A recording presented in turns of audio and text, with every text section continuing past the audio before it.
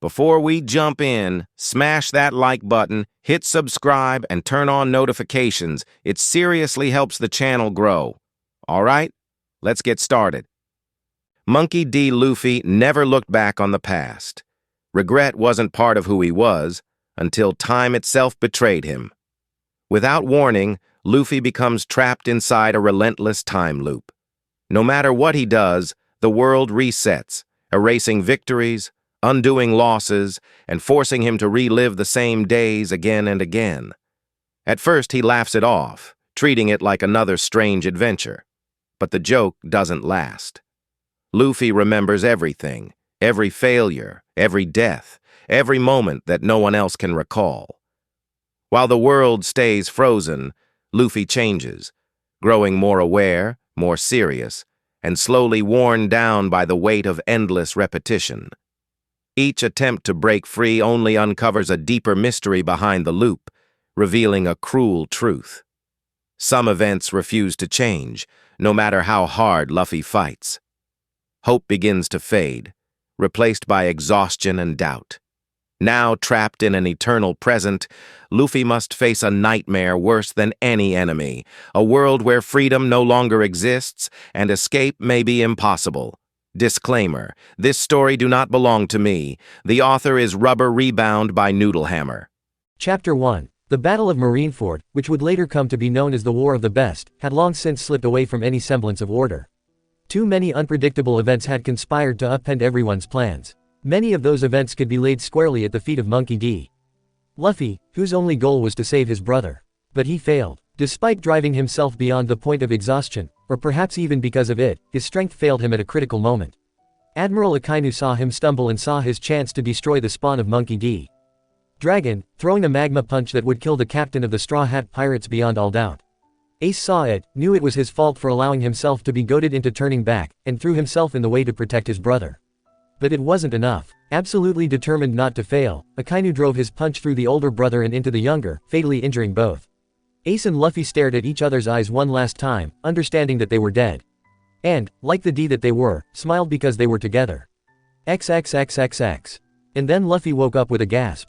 Ace. He roared, furious, terrified and very confused. Where was Ace? Where was Old Man Whitebeard? Where was the magma bastard? Where was everyone? Luffy's head spun around, literally thanks to his rubber body, as he tried to get a grip on the situation.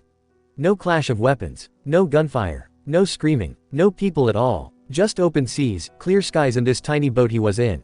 Actually, now that he thought about it, he wasn't feeling any pain either. The pain and exhaustion had become such constant companions since impelled down that he'd long since stopped paying attention to them, but now he suddenly felt fine.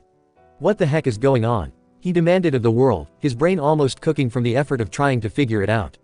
The world did not deign to answer. So distracted by his confusion was Luffy that he didn't notice the whirlpool he was heading towards until it was too late. And then he drowned. XXXXX. Coming to with a gasp for air that he suddenly didn't need, Luffy found himself back on his little boat.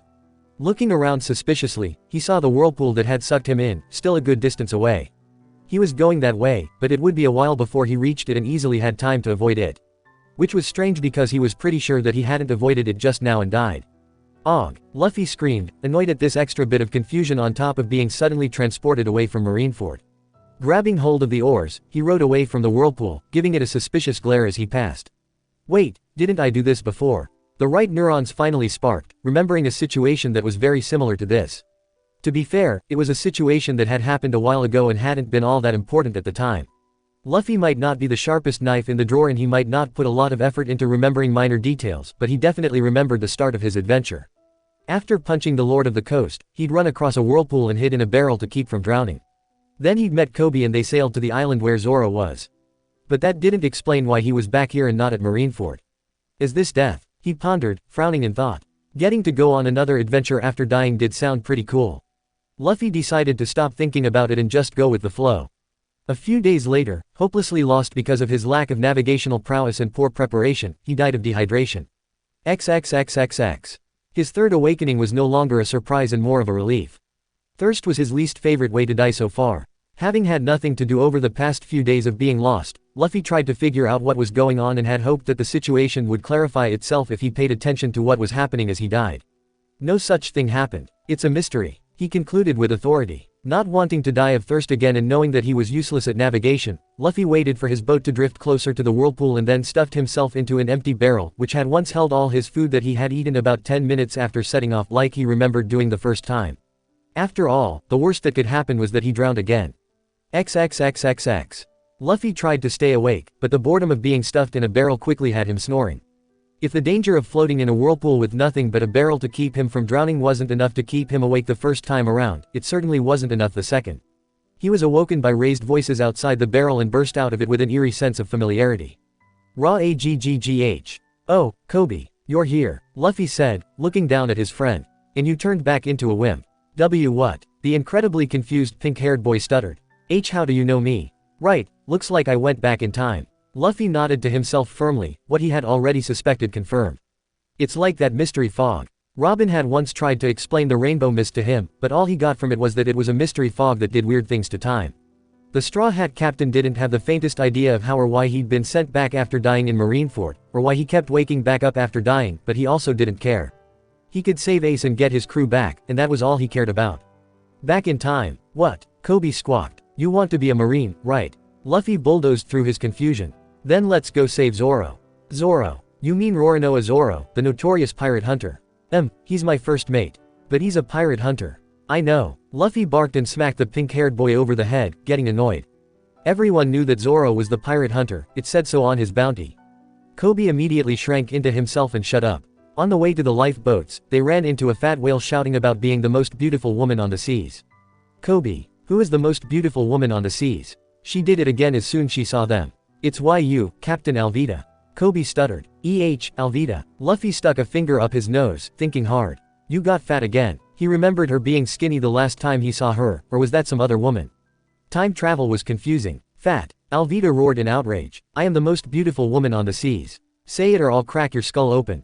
But everyone keeps saying that Hancock is the most beautiful woman on the seas. Luffy said blandly, still industriously picking his nose. Personally, he didn't really get this whole, most beautiful woman, thing. Unlike meat, beauty couldn't be counted or measured. Unlike strength, you couldn't determine it with a fight. Luffy had no idea how people were deciding which woman was more beautiful. Alvida didn't like his response and rushed forward, Iron Mace swinging. Luffy threw a lackadaisical punch her way, not registering her as anything even close to a threat. The punch hit and she flew off the ship. The rubber man didn't notice this, busy staring at his hand like it had betrayed him. I got weaker. He wondered. Weaker. Kobe, Alvida's crew and the civilians on the luxury cruise ship shouted incredulously. Luffy ignored them, clenching his fist and staring at it. Now that he was paying attention, he was definitely weaker. He'd attained a much greater mastery of his rubber body during his voyage and that was still there, but he just didn't feel as strong as he used to be. Time travel makes you weaker. He concluded, nodding firmly. It didn't change anything, but it was good to know. Kobe, let's go to the nearest marine base and find Zoro. Then his stomach growled. After we eat. Why yes. The terrified Pinkett snapped to attention. XXXXX. As the straw hat wearing teenager stuffed his mouth and then led them to a lifeboat so that they could go to the nearest marine base, Kobe's fear slowly abated, leaving behind only confusion. So, who are you? He mustered up the courage to ask. The strange and frighteningly powerful boy stared at him blankly for a moment before answering. Monkey D. Luffy. Encouraged by the lack of hostile response, Kobe continued asking the many questions burning in his mind. And what did you mean back then when you said that you came back in time? That's impossible. No it isn't, Luffy retorted, uncompromisingly. Fearing that he was stuck in a tiny lifeboat with an insane person, Kobe decided to go along with it. After all, he'd just spent 2 years going along with Alvida's delusions about her beauty for his own safety. This was no different, and you knew me in the future. Luffy nodded firmly. My Gramps took you on as an apprentice and you got pretty strong. Well, it was nice to hear that he'd achieved his dreams in someone's crazy fever dream at least. Were we in the Marines together? Luffy suddenly burst into hysterical laughter at the question, startling Kobe badly. It was only his amusement past did the pink-haired boy learn what was so funny. No, we were rivals. I'm a pirate. Oh, Kobe honestly had no idea how to feel about that. Luffy didn't seem anything like Alvida. But wait, didn't you say you had Roronoa Zoro as your first mate? That's right. Now utterly convinced that Luffy was simply insane, Kobe couldn't help himself from his outburst. But he's a pirate hunter. It's impossible, completely impossible. And Luffy smacked him over the head again, with an annoyed pout of all things. You were way cooler in the future. The straw hat wearing pirate huffed. Feeling strangely ashamed by the disappointment, Kobe decided to stay quiet for the rest of the trip. XXXXX. Eager to see Zoro again for the first time since they got scattered by the bear guy at Sabayati, Luffy rushed off towards the marine base as soon as they docked at Shell's Island.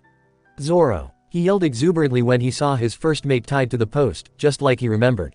Who are you? The confused swordsman demanded. Monkey D. Luffy, your captain, Shishishi. Yo, quick pause, smash that like button, hit subscribe if you're new here, share this video, and tell me in the comments which part you're loving the most. Luffy laughed and jumped forward to untie him.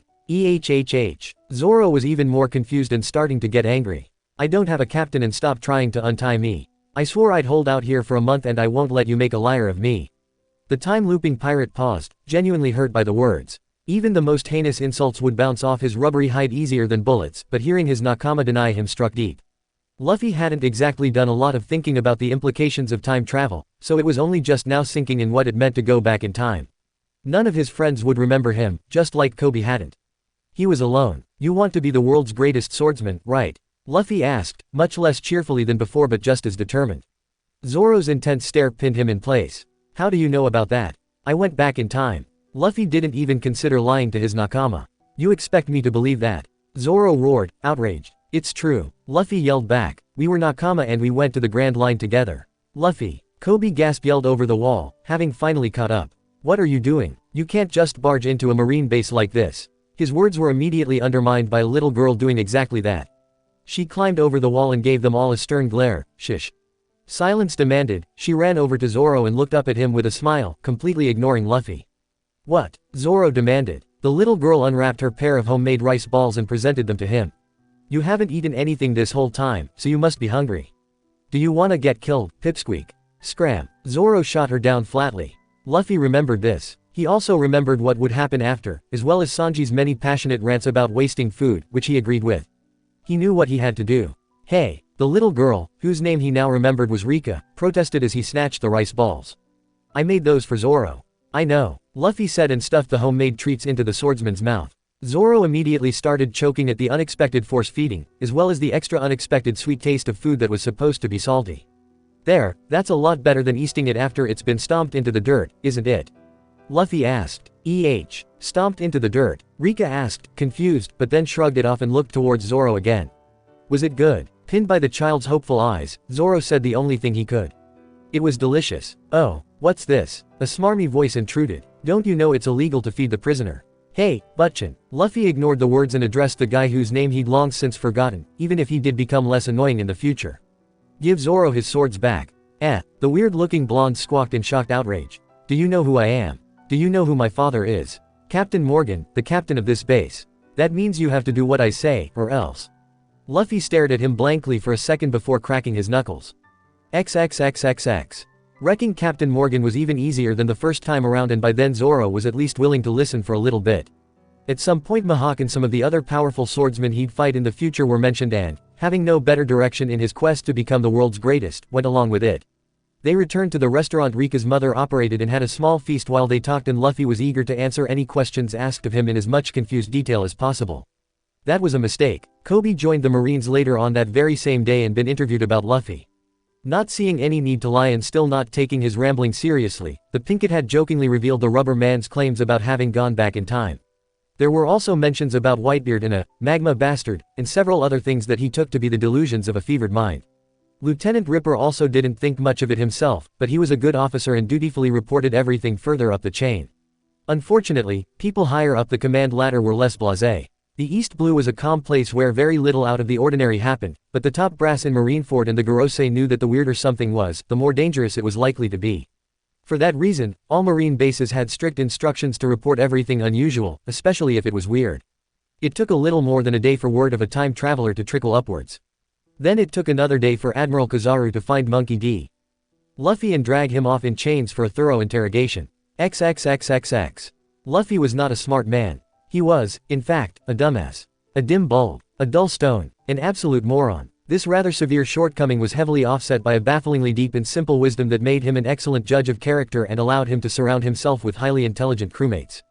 Unfortunately, he didn't have his crewmates with him this time. Nobody to tell him why blurting out that he was a time traveler might be a bad idea.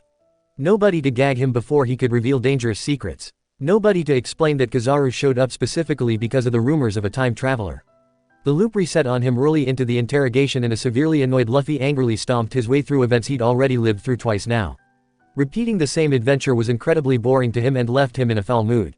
He once again didn't think to censor himself in regards to the time travel, so it once again ended with the appearance of Kizaru, putting him back to the start of his journey once again. XXXXX. Luffy awoke back on his tiny ship, at the exact same moment he always woke up when the time loop reset. Then he very calmly sat up and began screaming his head off. AAAAAAAAGGGGHHHHH. He yelled, digging his fingers into his scalp in sheer frustration. He just didn't understand what was going on. Why did the light bastard keep showing up? Normally he liked mysteries, but this one was pissing him off.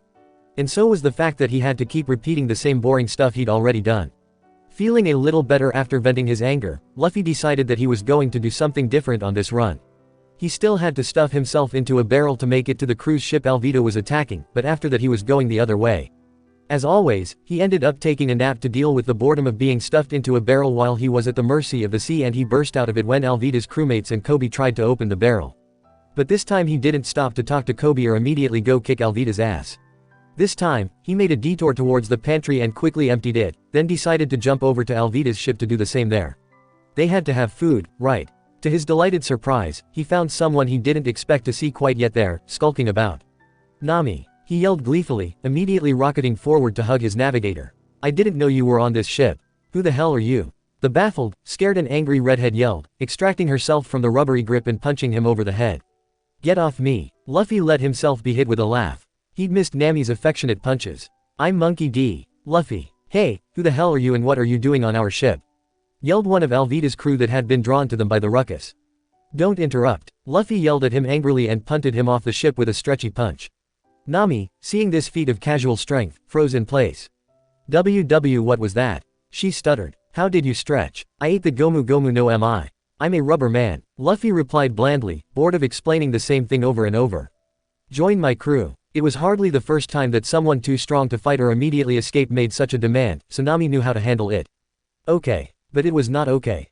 After testing out his level of intelligence and gullibility, Nami tricked him into staying behind while she prepared the lifeboat she was intending to use to get away from Alvida, then she ditched him. XXXXX. Nami, who the hell are you? I'm Luffy, the man who will be the pirate king. Fail. Nami still hated pirates at this point. XXXXX. Nami, who the hell are you? I'm Luffy and I'm your friend. Fail. Unlike Luffy, Nami was a suspicious and distrustful soul. XXXXX. Nami, who the hell are you? I'm Luffy and I can kick Arlong's ass for you. Fail. Nami at this point still believed that no human can match a fishman. Plus, his knowledge made her freak out. XXXXX. Nami, who the hell are you? I'm Luffy and I can help you get money. Really? Tell me more. Success. Nami's greed was legendary. XXXXX. The bounty hunting system established by the Marines was really quite simple in principle. If you caught someone with a bounty, all you had to do was deliver them to any Marine ranked lieutenant or above. In practice, the Marines were a horrendously corrupt organization. The lower ranks were mostly filled by people who genuinely wanted to do good, but dealing with commissioned officers was very much hit and miss. Luffy was not surprised when Captain Morgan tried to claim Alvida's capture for himself, nor was he surprised when Nami lost her temper at the first sign of being cheated. He hadn't exactly planned it, but he'd known it would happen. So, I guess we're pirates now. Zoro stated calmly, standing in a circle of felled Marines. They had freed him and gotten his swords back in the chaos of their confrontation with Morgan. Yep, she. Luffy laughed, glad to be back on course. This isn't something to laugh about, Nami yelled at them. I can't afford to have a bounty on my head. They won't give you a bounty for something this small. Luffy assured, knowing from experience that it was true. How can you be sure? She demanded. They didn't give me a bounty last time until I beat up way more people. The rubber man explained. Last time? Zoro questioned with a confused frown. You were a pirate before. Yeah, then I got sent back in time and now I have to do everything all over again. It's so annoying. Unfortunately, Luffy said this while surrounded by defeated Marines, all of whom were listening intently. Admiral Kizaru caught them before they made it to the next island. Chapter 2. The chain of causation was the term that describes the sequences of events that make up cause and effect. It is the set of links binding together actions and their consequences into a coherent and sensible narrative.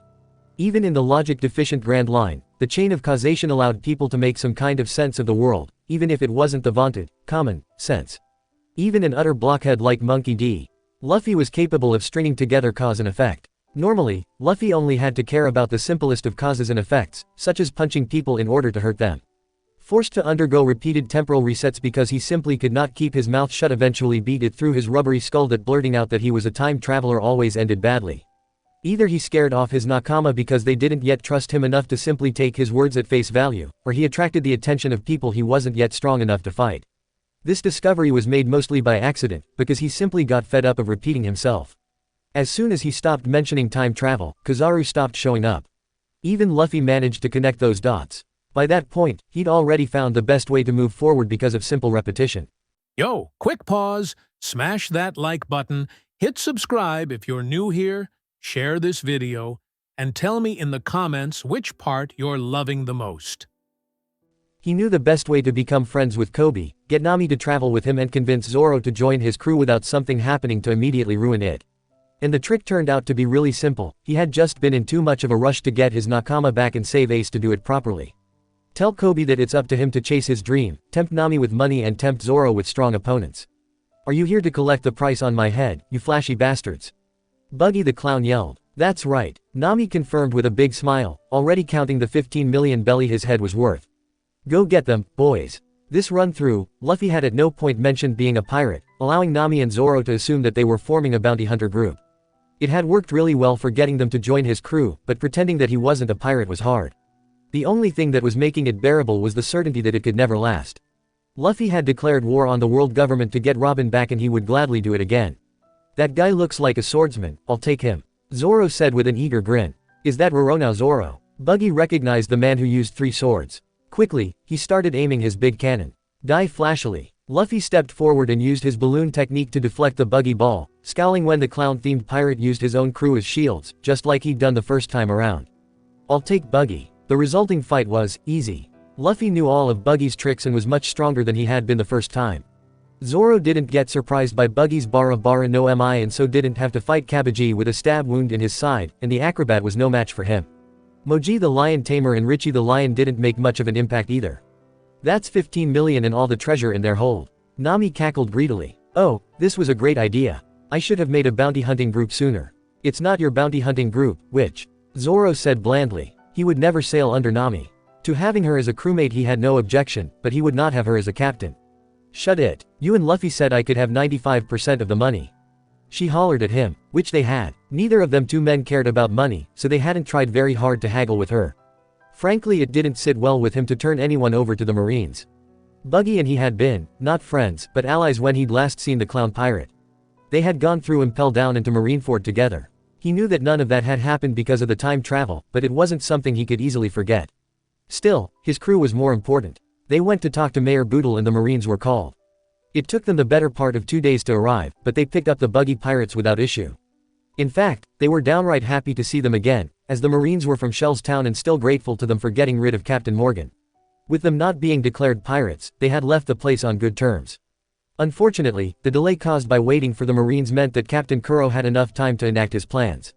By the time they got there, the Gecko Islands were in a state of mourning, as the rampaging Black Cat pirates had killed quite a few people, including Kaya, Mary and Usopp. Enraged at the loss and at himself, Luffy beat Kuro to death without explaining to anyone why he was attacking the butler-turned-lord. Then he went to sleep, hoping that mysterious time travel still worked. XXXXX. After losing Usopp because they were too slow, Luffy did something he really disliked doing. He sat down and thought. When remembering his adventures, he'd always focused on the excitement, the people he'd met and the cool stuff he'd seen. This time, he tried to remember how often he and his crew had arrived somewhere just in the nick of time. The answer turned out to be, a lot. Zoro, Nami, Usopp, Sanji, Vivi, Chopper and Robin would all probably die if he didn't get to them quick enough. Frankie and Brook were the only ones that weren't in immediate danger. That took a lot of fun out of the adventure and instead made it a stressful race against time. XXXXX. Are you bounty hunters? Lieutenant Ripper asked after Captain Morgan was taken down. This was the point where, in the last run, Luffy had sucked in his lips to prevent himself from blurting out the truth and instead let Nami's greed run wild. No, we're pirates, he declared this time, with both pride and relief. What? Nami screeched. You never said anything to me about being a pirate. Zoro was also a bit surprised, but shrugged it off. He didn't care what he was, as long as he remained a swordsman. Because you wouldn't join my crew if I did. Luffy complained, and that was how he learned once again that being honest at the wrong time could end badly. After that, Nami wanted nothing to do with them even when they ran into her later, because she felt that she had been tricked. The run reset before they made it to the Gecko Islands. XXXXX. Try as he might, Luffy simply could not convince Nami to join his crew if he told her that he was a pirate. And if he let her think that they were setting out to be bounty hunters, then he could not convince her to keep going without collecting on Buggy's bounty. He could order it, as the captain, but she resented it and left the crew immediately so that she could collect by herself. He knew that Nami would eventually get over her hatred of pirates and put her nakama before her greed, but that wouldn't happen until the saw-nose bastard got his ass kicked, which wasn't going to happen until after they recruited Sanji. It was a conundrum that was making his poor brain hurt as he tried to puzzle it out. Eventually, he gave up on trying to get Nami to join his crew right away. He remembered that during the first run, he didn't encounter her until he and Zoro got to the town that Buggy was wrecking. As much as it burned him to know that she was right there, he decided to see if he could recreate the circumstances of their first meeting. XXXXX. Nami and Luffy's first meeting came about when she was being chased by 3 of Buggy's crew members and got inadvertently saved because the rubber man finally got himself free of the big bird that had him in its beak. Any reasonable man will tell you that this is not a set of circumstances easily repeated, especially when the one attempting to do so barely remembered what had happened. After beating up Captain Morgan and recruiting Zoro, a process that Luffy had streamlined through trial and error to take as little time as possible because he hated repeating the same boring stuff over and over, the 2 of them hastily prepared and set out to sea. Alas, both were horrendous navigators, and changes in their time of departure, as well as Luffy's own mentality, meant that the short voyage didn't go the same way. Luffy's luck was absurd, but it wouldn't bend reality if he tried to get the same results with different actions. They got lost at sea several times. XXXXX. RRRGHHGFAAARGH. Luffy roared unintelligibly, once more back on his little dinghy drifting slowly towards a familiar whirlpool. Enraged, he smashed his fists against the little boat and broke it. As he drifted down into the depths, quickly drowning, only one thought went through his mind. I need a navigator to get a navigator. XXXXX. Hey, Kobe, could you come with me and Zoro to the next island? We need a navigator. I'm sorry, Luffy, but I can't associate with pirates anymore. Kobe was apologetic, but firm. He had his own dreams to chase and Luffy could not bring himself to endanger them. XXXXX. Hey, Kobe, could you come with me and Zoro to the next island? Our navigator is on the next island in Zoro and I don't know how to get there. Zoro made a noise of protest. It's to the north, isn't it? That means we just have to go up. Kobe goggled at the swordsman's nonsensical reasoning, but still regretfully shook his head. I'm sorry, Luffy, but I can't associate with pirates anymore. XXXXX. You could come with us to the next island. Luffy suggested. Our navigator is there and I heard that Buggy the Clown is causing trouble nearby. If you turned him in and asked to join the Marines, they'd be happy to take you and we wouldn't get lost at sea. Zoro looked interested in the information, but Kobe turned pensive. You really think that would be better than just enlisting right here? They'd have you mopping floors. Zoro pointed out. But if you brought in a bounty, you'd get a head start on your career. Luffy no longer felt bad about doing this to Buggy. It had only taken one run where they managed to eventually make it to Orange Town, only to see what he and his crew had done to Nami when he wasn't there to save her to cure him of any good feelings he had for the clown pirate. He felt worse about tricking Kobe like this, but asking nicely didn't work and they needed to get to Orange Town quickly. Luffy wasn't sure he could handle seeing what happened to Nami again if they didn't. Is it really okay for me to take credit for you beating up Buggy, though? Kobe asked nervously. It feels dishonest. Just work extra hard to earn it. Luffy said. The rubber man knew himself to be a terrible liar. He couldn't do it to save his life and it had already cost him several runs when he tried. Telling the truth had cost him even more runs. Through sheer, mind-numbing repetition, Luffy was being forced to learn how to be economical with the truth. Kobe thought about it for a while and then gave Luffy a firm look. Alright, I'll take you and Zoro to Orange Town and your navigator, but I won't take all the credit for Buggy's capture. You'll be the best kind of Marine, Kobe. Luffy smiled at his pink-haired friend. XXXXX. With the expertise of someone using the most basic of navigation skills instead of a random number generator or vague impressions based on current temperature, they made it to Orange Town with time to spare. This also turned out to be a problem. You're no swordsman, Zoro told the felled Kabaji, disappointed by his performance. Luffy, meanwhile, was standing over the defeated Buggy with a frown. Nami was nowhere in sight. Oi, Luffy, where is this navigator of yours? Zoro asked. She should be close, the rubber man said, looking over the village. They never did find her, because Nami was a skittish sort and hadn't survived so long by taking stupid risks. Risks like approaching obviously dangerous individuals that she knew nothing about. XXXXX. Luffy disliked waiting, but he disliked repeating the same events over and over even more.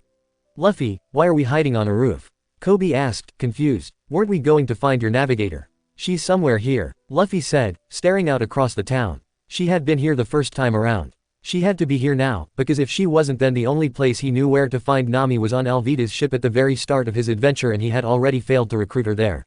They waited for over an hour before it paid off. Shouts echoed across the empty town, the cadence of angry men screaming insults and threats. Occasionally, they also heard the higher pitch of a girl's voice, this one scared. Let's go, Luffy yelled enthusiastically, glad to be doing something. He grabbed Zoro and Kobe with his rubbery limbs and launched himself in the direction of the screams. No, wait, Zoro and Kobe protested before they went airborne. But Luffy was not in a listening mood. He was hopeful that this would be the run where he finally succeeded in getting Nami to join him. Plus, he was hungry. XXXXX. Nami was running for her life and genuinely afraid that she wasn't going to get away this time. Stealing from pirates was always dangerous, but usually she was able to do it while they were distracted. This time, she'd overestimated how distracted they were. And then there was a thunderous crash and pained yelling from behind her. Despite knowing that it would be better to keep running, she couldn't help her curiosity and looked back. The three unwashed idiots that had been waving sabers at her were groaning on the ground, along a green-haired man and a pink-haired kid. Standing over them all was a dopey-looking black-haired teenager with a straw hat and a big smile aimed at her. Gonna cut him up. The green-haired man grumbled painfully, getting on his feet. She saw the three swords at his waist and tentatively identified him as the notorious bounty hunter Roronoa Zoro. Hi, the straw hat guy greeted, with every sign of being happy to see her. Hello, Nami returned cautiously. He had saved her, but something about this guy was weirding her out. Luffy, is she the navigator you mentioned? The chubby pink-haired kid asked. How did you know I was a navigator? Nami demanded sharply. I know stuff, the apparent Luffy said, his smile disappearing into a more neutral look. Come join my crew, you can be in charge of the treasure. Nami's greed almost made her agree to that very tempting offer, but she hadn't been born yesterday and this was too suspicious. I think I'll pass, she said, nervously backing away and preparing to run. Thanks for saving me, but I think I'll just go. Her statement ended in a questioning lilt, because she was expecting anger or threats, but Luffy just looked at her. Oi, Luffy, I thought you said she was waiting for you. The green-haired man asked. We won't hurt you, Nami, Luffy said, ignoring his friend and continuing to stare at her. Good to hear, see you later, Nami said in a rush and speedwalked away, expecting to be chased again at any moment. What did I do wrong this time? She heard Luffy mutter to himself in frustration. XXXXX. Nami was running for her life and genuinely afraid that she wasn't going to get away this time. Stealing from pirates was always dangerous, but usually she was able to do it while they were distracted. This time, she'd overestimated how distracted they were. Turning a corner, she nearly skidded to a halt as she saw three more men in her way, but shouts from behind spurred her on. A moment later, she identified the green-haired one with three swords at his waist as the notorious pirate hunter Roronoa Zoro. The other two didn't look that strong, but he would definitely be able to handle a bunch of nobodies. Desperate plan decided on, Nami waved her hand at them and yelled. Zuru, 3 more pirates coming your way. He didn't look surprised or confused, but his eyes sharpened as he called back. Are you the navigator? How did he know I was a navigator? The navigator. Were they looking for me? Nami didn't think she was famous enough for anyone to know her, but also didn't have time to think about it right now. I'm the best damn navigator you'll ever meet. A predatory grin split his face. Good, get over here. Nami needed no further invitation and quickly hid behind the swordsman. Hi, the straw hat wearing guy greeted brightly. Welcome aboard, EH. Had she just joined up with someone? Get out of the way, the unwashed idiots chasing her hollered. That bitch stole from us. If you can't hold on to it, you don't deserve to have it. Zoro said uncompromisingly and swung 2 of his swords. All 3 of her pursuers fell to the ground with cuts across their chests. His attitude was something that Nami could get behind, when it favored her, of course. Thanks, I was in a pretty bad spot there. Nami sighed in relief. I'm Nami. I'm Luffy. The straw hat guy grinned widely. Zoro. Zoro grunted, confirming his identity. Kobe. The small pink kid said shyly. I'm not part of the crew, I just helped Luffy and Zoro get here. Crew, are you bounty hunters? Nami asked. Pirates, Luffy corrected. Except for Kobe, he wants to be a marine. Nami had just been gearing up to yell about how she was absolutely not joining up with any stinking pirates when he mentioned that last bit and derailed her thoughts. What? If you want to be a marine, then why are you hanging around pirates? Well, Kobe awkwardly scratched at his head. I was an unwilling member of the Alvida pirates for the past 2 years until Luffy saved me. I was going to join the Marines at Shell's Town, but Luffy and Zoro were really bad at navigating and asked me to help them get here. I am not bad at navigating. I can't help it if the ocean moves around. Zoro barked indignantly. Nami could only stare at him. What? Of course the ocean moved around, it was made of water. Anyway. Kobe coughed, seemingly deciding that it was not worth arguing with the swordsman on the finer points of navigation. I'll join the Marines after Luffy and Zoro beat up Buggy and we call them in to collect him. Nami's soul cried out in pain at the thought of 15 million belly going to someone else, but her opinion on Luffy softened considerably. Even if he said he was a pirate, he had helped out someone who'd been in a similar situation as her and was by all accounts a friendly guy. Maybe staying with Luffy and Zoro for a while wouldn't be so bad. She would still keep her guard up, though. I guess I can be your navigator for a while, she said noncommittally. Alright, let's go kick Buggy's ass, Luffy shouted, raising his fists into the air.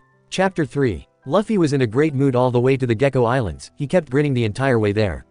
Not only did he finally get Nami to join the crew, though he knew that she wouldn't consider herself truly part of it until she was freed from the saw-nosed bastard, but he was also moving forward.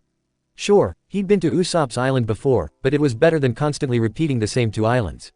Luffy's grin only widened when they came ashore and he was able to immediately notice Usopp and the 3 kids he had in his crew.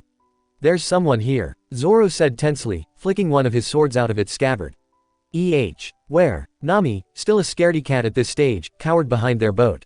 There, Luffy grinned, pointing right at Usopp. The responding hail of slingshot bullets seemed incredibly slow and easy to dodge. Luffy remembered Usopp being a lot better than this. Time travel makes you weaker, he reminded himself. Usopp showed himself then, standing tall next to his pirate flag with a confident laugh. Ha ha ha, I am Usopp, leader of the great pirates who reign over this village. People praise me, and then praise me more, as Captain Usopp. If you're thinking of raiding this village, then forget it. My 80 million followers won't allow it. 80 million, huh, Luffy said grimly, adjusting his straw hat. He knew it was a lie this time and wanted to play around with Usopp a bit. I'll take you all on. Zoro and Nami smirked, having also seen through the lie, not that it was hard. 80 million was a good chunk of the world's population. Oh, Usopp stammered, his knees shaking, but he aimed his slingshot nonetheless.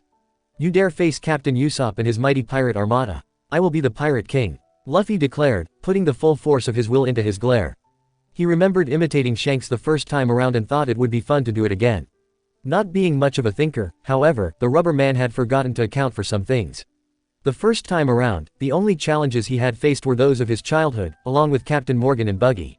While that was still much more than most people, his will had not yet been tempered in repeated life or death struggle. The man he was now had faced many difficult trials. He had faced warlords, admirals and monsters. He had overcome challenges of body and spirit and awoken his haki, though he hadn't had time to train it. On top of that, Luffy's biggest problem in these time loops was, ironically, his knowledge of his crew. He normally had a downright supernatural instinct about people, but now his memories were interfering with that instinct, causing him to overestimate them. The first time, Usopp had been intimidated and given up on the charade. Now, the force of Luffy's stare had him running away in panic terror, certain that he was going to die. Luffy blinked, confused by the reaction, but then shrugged and looked at his crew with a grin. Let's get some food. Zoro and Nami had cold sweat beading on their faces. While there had been no blast of Haoshoku haki to press against their will, they had both sensed something, a primal sense of being in the presence of serious danger. Zoro quickly shook it off and grinned back, excited by his captain's strength and what it would mean for his own growth as a swordsman. He was never one to be stopped by fear. Nami was much more unnerved, but quickly hid it. XXXXX. Neither Usopp nor his 3 crew members showed up at the food place. This left a little gap in the chain of causation. Why are we heading towards the mansion? Nami asked, confused after Luffy had announced their intention. To get a ship, Luffy said. You're going to steal a ship. Nami's opinion on pirates was validated. No, I'm going to ask nicely. Nami's opinion on Luffy was once again thrown into confusion. And you think they'll just give it to us? Even Zoro was skeptical. Yes. The navigator and swordsman exchanged puzzled looks behind the rubber man's back. They had no idea where his confidence was coming from, but it was definitely there. To Luffy's surprise, they found Usopp lying beaten up on the ground in front of Kaya's mansion. He had no idea what had happened, but he was happy to see his sniper all the same. Oi, Usopp! Luffy yelled out in greeting, waving an arm as he sped up his walk. Usopp awoke from his light unconsciousness, primal terror gripping his heart. He had rushed off to warn Kaya about the terrifying pirate crew that had come to the island and desperately tried to get her to come hide with him, then that bastard butler Klahadore had showed up and thrown him out after beating him up. Usopp rose up, seeing the terrifying pirate in question coming at him, waving his arm and grinning menacingly. He ran away screaming. Luffy blinked in confusion at his fleeing sniper, having no idea what was going on. What is going on here? A snooty voice demanded. Luffy's expression turned into a scowl as he saw the cat bastard approaching. Oh, it's you. He'd almost forgotten about this guy, but he did clearly remember what a shitty pirate he was. He knocked the guy out in a single blow before he could even react. XXXXX. Luffy awoke back on his little dingy and pouted angrily. Usopp had been too terrified to join his crew and Kaya had been angry at him for kicking her butler's ass, so they didn't get the going merry either. And now he had to do everything all over again. XXXXX. Ha ha ha, I am Usopp, leader of the great pirates who reign over this village. People praise me, and then praise me more, as Captain Usopp. If you're thinking of raiding this village, then forget it. My 80 million followers won't allow it. You have 3 followers, Luffy said blandly, restraining himself from playing along or doing anything fun. He saw right through it. Usopp panicked, not noticing his said followers lost their nerve and ran away. Join my crew. Luffy decided to get right to the point. Zoro, Nami and Usopp exclaimed. Do we really want this guy on the crew? Zoro asked skeptically. We do. Luffy nodded decisively. He's a great liar and sniper. Oi, Usopp protested with a complicated expression. Don't insult me and praise me at the same time, it's confusing. I can't lie or snipe, so I need you on my crew. Luffy explained. That instantly got Usopp back to posturing with his chest stuck out like a peacock. Haha, if it's like that then I accept, if you make me the captain. I'm the captain, now let's go eat. Luffy decreed with absolute authority. XXXXX. The meal was much better now that Usopp was there and Luffy had loads of fun until the long-nosed sniper made an excuse and had to leave. His crew of kids came looking for him shortly afterwards and there was that misunderstanding about cannibalism, after which they learned about Kaya. Luffy was determined not to screw it up this time. You're a pirate, he accused as soon as the man appeared. Luffy knew, intellectually, for what that was worth with him, that the best way to do things would be to repeat the events of the first run, which had already proven to work. Unfortunately, he couldn't remember what exactly he'd done the first time, nor could he have precisely repeated those same actions even if his life depended on it. Excuse me, Klahadore sputtered. Oi, Luffy, what gives? Usopp asked, bewildered. I know he's a bastard, but I don't think he's a pirate. He is, the captain of those cat guys. Luffy stuck a finger up his nose. I can't remember his name, but he's got those sword gloves. That's why he fixes his glasses like that. As luck would have it, Klahadore had been pushing up his glasses with the heel of his palm at exactly that moment and froze in place. Captain Kuro, of the Black Cat Pirates. Zoro said thoughtfully, staring at the man. Said to have been caught and executed by the Marines 3 years ago. He does have the same smug face as I remember from the bounty poster. And, Klahadore, showed up here 3 years ago. Usopp's tone had now turned to hostile suspicion. He was worth 16 million belly. Nami contributed greedily, her money sense allowing her to instantly recall the information. You can forget about the money. Zoro snorted. The Marines will never admit they were fooled. Klahadore, is it true? Kaya asked, sounding hurt. Are you a pirate? Kuro's face was mostly controlled, but sweat covered his forehead. He considered denying everything, but decided on another strategy. Yes, Miss Kaya. I was a pirate, but no longer. After being shipwrecked and saved by your parents, I have changed my ways. All I wish for now is to live in peace and serve you. Kaya's face broke into a relieved smile, but Luffy spoke up again to dash her delusional hopes. He's lying. He wants to kill you and take your money. The rubber man declared. Such was his absolute confidence and force of personality that none could dismiss him. Kuro seethed. You've ruined everything. Oi, Zoro. Luffy ignored the man and turned to his first mate. You want to fight this guy? He's a shitty pirate, but he's kind of a swordsman. Zoro was already tying his dark green bandana over his head, grinning fiercely. XXXXX. They had allowed Kuro to go fetch his sword gloves, the implied insult of which only further infuriated the man. You may have ruined my original plan, but I still have a contingency. The former captain of the Black Cat Pirates said with calm murderousness. I just have to kill you all. You're awfully confident for a coward. Zoro retorted, biting down on the hilt of the Wado Ikimonji and brandishing 2 nameless katana in his hands. Kuro's face twitched in anger and he rushed forward without warning, trying to slice Zoro up with a surprise attack. Instead of carving through flesh, he received the jarring impact of steel on steel. That's some speed you have. Zoro said, grinning again. Kuro quickly dodged away from the retaliatory slash, annoyed that he couldn't get a quick kill. He tried several more times, but did not manage to pierce Zoro's defenses. Even if he had 10 blades, he could only attack from 2 directions and he wasn't fast enough to overwhelm the green-haired man. To think that some rookies would force me to use this. Kuro scowled and got into position to use his stealth foot technique. Off to the side, Luffy titled his head sideways as he saw it used, noting the similarities to the Rokushiki Soru. A vague notion of learning it entered his head. He'd never thought it worth the bother before since his gear second was better, but maybe it would help in Marineford when he eventually got there. For the first time since getting trapped in the time loops, Luffy started thinking of how to exploit the situation, instead of trying to end it. Back in the fight, Zoro was slightly surprised by Kuro's burst of speed and didn't react fast enough, receiving a set of shallow slashes across his arm.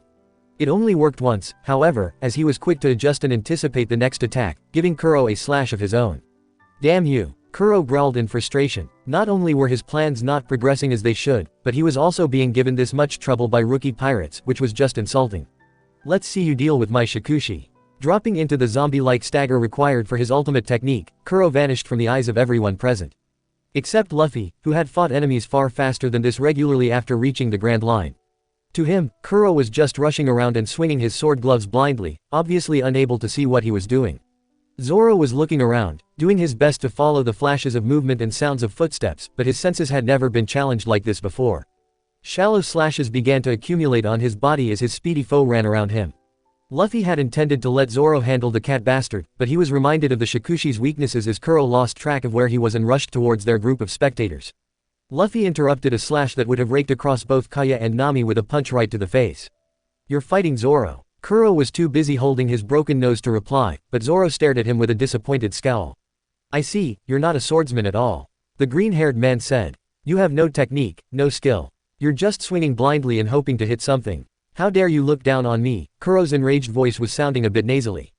"I'll kill you all." He went into the Shikushi again, but this time, Zoro had the measure of him. All the wasted movements and running around only served to betray him. And he got punched by Luffy again when he accidentally veered towards the spectators. XXXXX. The day was saved, Kuro was exposed, Usopp was recruited, Mary was gained. They even ran into Django and kicked his ass, which reminded Luffy that the Black Cat pirates were still lurking nearby on Kuro's orders. And he did it on the second try. Luffy felt that he was finally getting the hang of this time travel thing. It was an impression that continued to hold as they made it to the Baratie, encountering Johnny and Yosaku while playing around with the Mary's cannons. Recruiting Sanji was simply a matter of pestering him until he agreed, nothing complicated there. Krieg eventually showed up and started posturing, only to get his ship cut in half by Mihawk. Zoro challenged him and lost, Luffy knowing better than to intervene, and he already knew that his first mate would survive. He didn't notice the slightly narrow-eyed look Mihawk shot him for a moment. The world's greatest swordsman was a master of Kanbushoku Haki and could judge the strength of a man at a glance. He could tell that Luffy was unusually strong, but kept it to himself. The complications started when Nami stole the Mary as she had the first time. Luffy sent Johnny, Yosaku, Usopp and the wounded Zoro after her, just like the first time. Everything had been going so well that it was an especially nasty shock to arrive at Kokoyasi village only to see that it had become the site of a massacre. Usopp was nowhere to be found. Zoro, Johnny and Yosaku were dead, killed by Arlong. Nami was almost catatonic from guilt and grief and her village was dead to the last. Luffy had not the slightest idea of what he'd done wrong, but for once he dearly hoped to find himself back on that little dinghy heading for a whirlpool when he next opened his eyes. Disclaimer: this story do not belong to me. The author is Rebound by Noodlehammer. Chapter 4. As time plodded ponderously forward on the same tedious set of tracks as it had done several times before, Luffy had plenty of time to think of where he'd gone wrong. He was almost certain that everything had gone more or less the exact same way since the Mary arrived at the Baratie, yet the first encounter with Arlong had ended in disaster. It made no sense to him. More than ever, Luffy wished Robin was here. She would have had it all figured out in 10 minutes. Aside from that infuriating puzzle, another concern began to weigh on his mind, one that he had known was coming. Repeating the same adventure was boring. More importantly, having his crew go through the same old motions over and over was boring. To Luffy, being bored of his friends and family was anathema, yet it was happening because of the time loop. It was the most abhorrent thing he could imagine. In fact, it was so abhorrent that his mind turned away from it before the thought could even consciously materialize. This was done by seeking distractions. He sparred with Zoro, he pestered Sanji, he talked to Usopp about all the kinds of cool ammo he could use for his slingshot. He even asked Nami to teach him something about navigation because that particular deficiency had turned out to be a serious problem. Then Krieg showed up and did his usual double cross. Luffy had let Sanji feed him, because he knew how his cook was about hungry people. "Shut up," Luffy snapped, launching forward a rubbery fist. "I don't have time to deal with you." The last time he had let Krieg mouth off, he'd needed to stay to deal with him and that had gotten half his crew and Nami's whole village killed. This time, there would be no wasting time. Krieg, despite being a notorious backstabber, was not expecting the sucker punch. He was especially not expecting it to be so fast or so strong. The fist crashed into his nose and sent him flying out the Baratie to land in the water. His with steel armor and extensive arsenal of weapons suddenly became an anchor dragging him down into the depths. "Don Krieg!" Jin cried out and dove into the water, intending to save his captain. Luffy could respect that, even if he didn't think Krieg deserved it. With Krieg out cold, Sanji and Zeph were able to feed the remains of his starving crew, just in time for Mihawk to show up and slice their battered galleon in half. Luffy would have liked to just leave before the swordsman showed up, but he knew how important this duel was for Zoro. Even if it meant that he would be injured later, this duel had to happen. At least he had managed to keep Nami close this time and prevent her from stealing the Mary. They would go to her village together this time. How can you be so calm? She demanded as Zoro was stabbed by Mihawk's tiny knife. Zoro is fighting for his dream. We can't get in the way. Luffy replied, but his eyes were drawn to Usopp. The sniper's dream was to be a brave warrior of the sea. A dream without a firm end goal, but a good one. But why did Usopp seem so terrified? Luffy's gut was telling him that something was wrong. The duel came to its inevitable conclusion as Zoro was cut across the chest. Luffy rushed forward to catch him before he could fall into the water. By instinct, he kept a wary eye on Mihawk, despite knowing that he was in no danger from him at the moment. He still remembered the numerous close calls against him at Marineford. Boy, what is your ambition? Mihawk asked the same question he had asked in the last loop. Hawkeye's narrowed. To be the Pirate King. Luffy replied firmly. A road even harder than your friends. Mihawk smirked and sheathed his sword. I look forward to hearing of your journey. Luffy, Zoro gasped painfully, raising his sword in a shaky hand.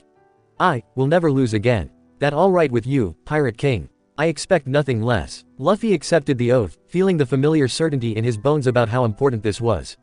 Come on, let's go. In the aftermath, Sanji was convinced to come with them and they set sail for the Konami Islands. Luffy did his best to ignore Nami's visible trepidation as they patched Zoro up. XXXXX. As he listened to Nami cry over the death of the closest thing she had to a father, Luffy did something he had never done before.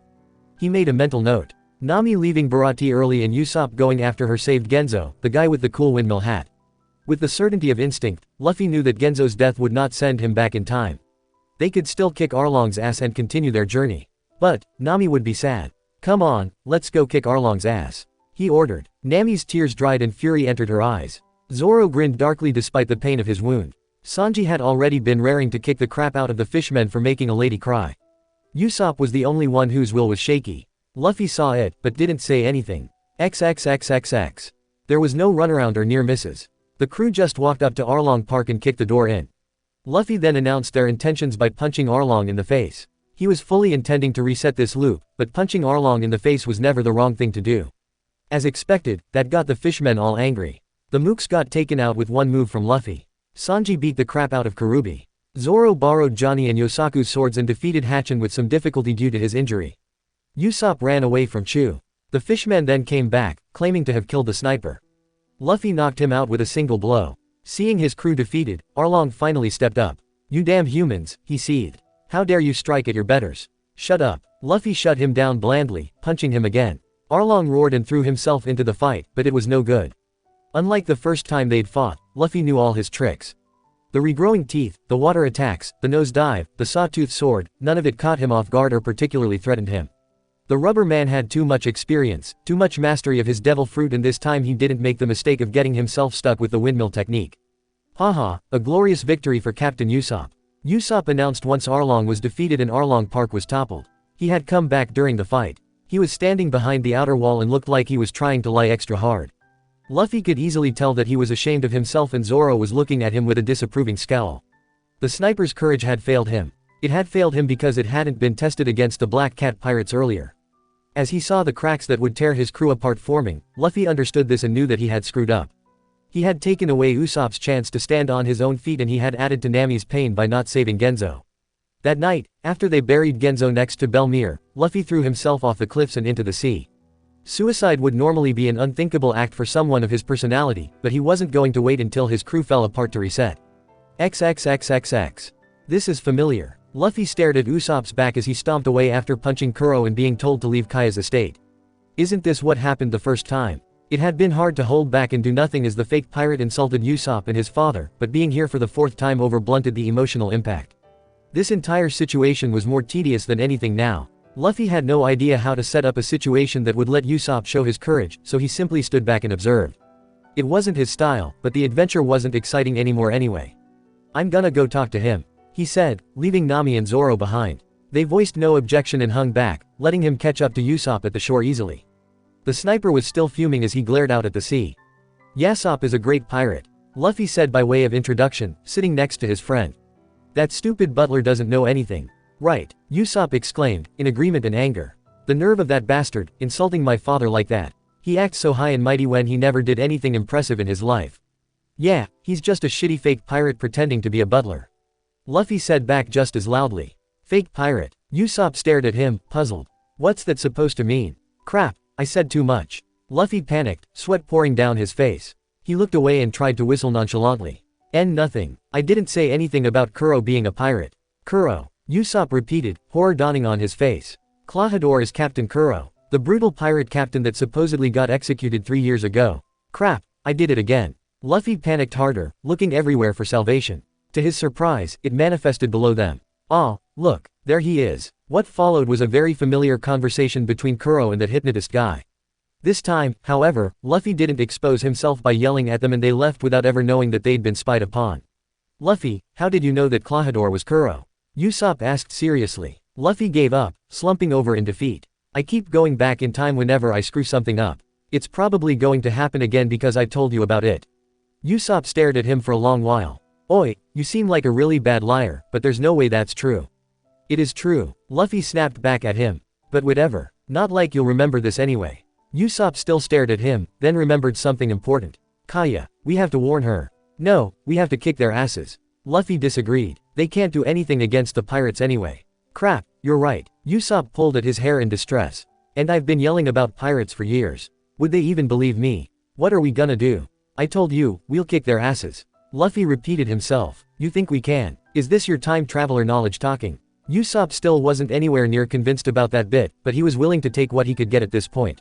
You were really cool the first time around. Luffy said, then he remembered something. Oh, just don't forget to set your traps up at the right cliff. There's no way I'd make a mistake like that. XXXXX.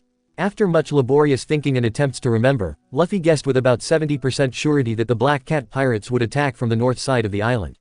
This was mostly done by asking Usopp where he would set up his defenses and then saying they'd come from the other side. Nami panicked about her treasures, which was again familiar and as good as confirmed Luffy's guess. This slope is the only way to reach the island from the shore. Usopp said boastfully. As long as we can defend it, they'll never reach the village. Now, what can you guys do? I cut. Zoro said blandly. I stretch. Luffy said nostalgically. I steal. Nami said enthusiastically, assuming that the attacking pirates will have more gold for her to take. I hide. Usopp said in relief. You're going to fight. The other three yelled at him, each for their own reasons. I was just joking. Ah, there they are. Nami pointed out, seeing the Black Cat pirate's ship. It was very cat-like. Good, good. Usopp said menacingly. Let them face the wrath of Captain Usopp. Your knees are shaking. Zoro pointed out. Of course my knees are shaking. Usopp roared at him. I'm terrified. It's okay, Luffy and Zoro can take them on easy. Nami waved off with a casual laugh. I'm not fighting. Luffy sat down on a rock. I won't stain my swords with the blood of weaklings. Zoro agreed. We can't fight them either. We'll die. Nami and Usopp shouted in unison. You'll be fine. Luffy dismissed. You have your staff and slingshot and the oil. These guys are weak. So are we. The rubber man gave them a serious look that shut them up instantly. I am the man who will be the pirate king. My crew is not weak. XXXXX. As it turned out, Usopp and Nami's crying was largely unnecessary.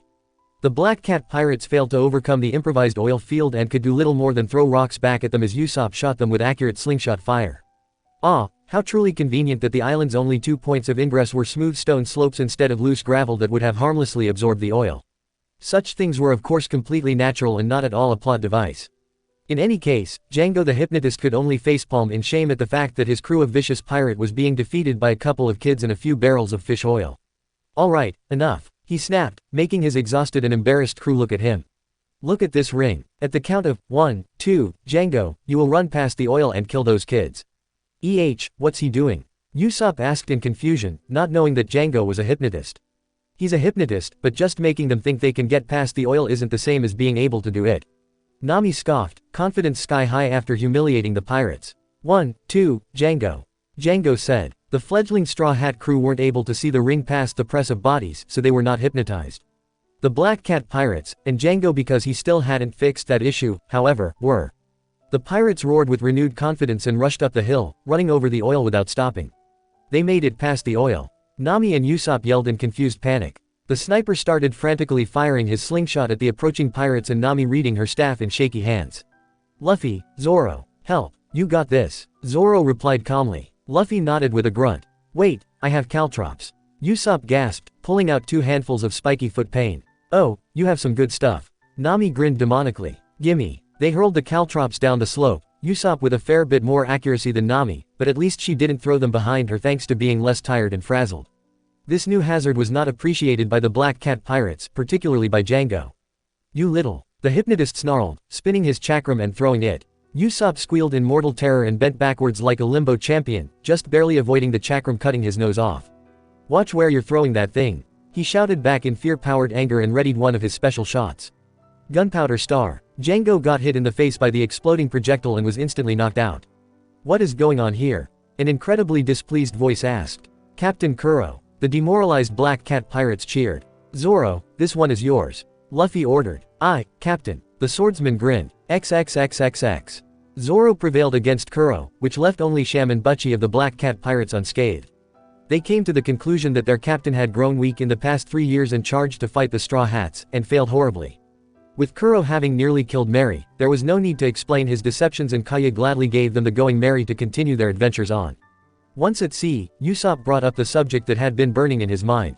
So, Luffy, the sniper began casually, you said you were a time traveler. He was less skeptical than before, having gotten a better feel for what kind of man his captain was. Nami and Zoro exclaimed in shock. Usopp, you weren't supposed to talk about that. I don't want to go back to the beginning again. Luffy yelled in outrage. You really think you're a time traveler? Nami asked incredulously. I thought this was just another of Usopp's lies. Oi. Seeing that it was too late, Luffy deflated and admitted it. Yeah, I keep going back in time whenever something goes wrong. If you keep going back in time, then you know what we'll run into next. Zoro noted. He was as skeptical as Nami, but willing to give his captain the benefit of the doubt. I do, it's super boring. Luffy complained. We're going to run into Johnny and Yosaku about a day from now. They're stuck on a bunch of rocks and suffering from scurvy. Zoro's eyes widened in shock. He'd never mentioned Johnny and Yosaku. Then we'll go to the Baratie to get our cook, Sanji. Luffy continued rambling. You'll call him Curly Brow and Arrow Cook because he really likes girls and he'll call you Mosshead. It takes us a while to convince him and then Krieg shows up and tries to take the Baratie. Don Krieg, captain of the Krieg pirate armada. Nami exclaimed. Yeah, him. He's a jerk and a liar. Then Mihawk shows up and cuts his ship in half. Hawkeye's Mihawk, the greatest swordsman in the world. Zoro was the one exclaiming this time, anticipation building in his gut. Then we go to Nami's home islands and kick Arlong's ass and she can join our crew properly. Nami blanched and paled. You know. Luffy stared at her. Of course I know. We saved you from him before. He's not going to keep his word to you. Nami ground her teeth in frustration, eyes burning with tears she refused to shed. She'd known, deep inside, that Arlong couldn't be trusted. Only desperation had kept her going all this time, but hearing it stated so bluntly that it was all pointless was like a punch to the gut. None of Luffy's 3 crew members were feeling particularly doubtful anymore. There was still the lingering skepticism natural for those who hadn't seen the true extent of the world's weirdness, but he knew too much. Wait, why do you keep saying that you'll be sent back if you tell us about this? Usopp questioned. Because every time I talk about being a time traveler, Admiral Kizaru shows up and drags me off to Marine headquarters. Luffy complained. Nami only had to think about it for a minute before a possible reason for that came to her. Luffy, she began sweetly.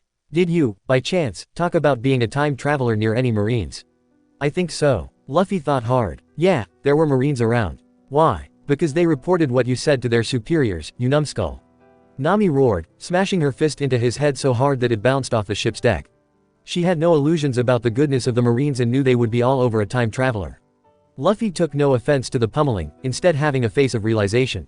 Oh, he smacked his fist into his palm. So that's why the light bastard kept coming after me. Chapter 5. The encounter with Johnny and Yosaku, and later the Baratie, happening pretty much exactly as Luffy said it would removed all remaining skepticism from the newly formed Straw Hat pirate crew. Alright, since we've confirmed that Luffy is looping through time, we need to figure this out. Usopp said seriously. I have just one question. Nami asked sweetly. Why are we wearing these ridiculous black cloaks? Indeed, they were wearing black cloaks and sitting around a table, lit only by a single sputtering candle. Because we're plotting, Nami. Luffy explained in a, duh, tone. I don't like it either, but I want to get back to our adventure, so we have no choice. It's tradition. Usopp nodded sagely. Right. Luffy nodded as well. What have you learned so far? Zoro asked, covered in his own black cloak and holding a bottle of booze. I've learned that time travel is mysterious. The rubber man said seriously. They waited for him to elaborate, but the pleased expression on his face clearly showed that he was done. Okay, that's nothing then. Nami rolled her eyes, not sure why she had expected anything else. How did it start? I was at Marineford, trying to save my brother from being executed. Marineford? Zoro asked incredulously. You mean Marine headquarters? That's right, everyone was there. Luffy gesticulated. Because Ace is in Whitebeard's crew, the old man went there to get him back, too. There was a big war. And you took us into the middle of that. Nami screeched in shocked horror. No. Luffy frowned deeply. We got scattered before that, on Sabayati. I punched one of those celestial dragon assholes and Kizaru showed up to fight us, along with that bear guy warlord. Bear guy. Zoro repeated, going over what he knew of the warlords. Since Mihawk was one of them, he knew quite a bit. None of them really fit the description, but some of them fitted less. Bartholomew Kuma. Yeah, him. Luffy nodded vigorously. He ate the paw fruit and was able to push things away. He pushed us all away and scattered us. I got sent to Hancock. Boa Hancock. Zoro once again asked for clarification, this time with more incredulity in his tone at his captain's weird luck. The Pirate Empress, another warlord. Yeah, her. Luffy was pleased with how this was going. His crew was helping him figure things out. She was a big jerk at first, but then she became really helpful. She even let me hide under her clothes so I could break into and pell down. Usopp and Nami hadn't been drinking anything, but they still managed to do a spit take at that. Zoro had been drinking, and did a proper one. She let you hide under her clothes. They shouted. Why's that weird? Luffy asked, confused. Nami, Usopp and Zoro exchanged looks of understanding. He's hopeless. Wait, Usopp realized something. Are you saying that we got scattered, then you seduced a warlord into sneaking you into the most secure prison in the world and after that you went to fight a war in Marineford? Seduced. Luffy repeated cluelessly, then shook it off as irrelevant. They moved Ace just before I got to him, so I had to chase him to Marineford. I almost died so many times. Then, I did die. The mood suddenly turned somber as he continued. I'd gotten him free, but we had that magma bastard admiral, Akainu, chasing us. He insulted Whitebeard and Ace turned back to fight him, the idiot.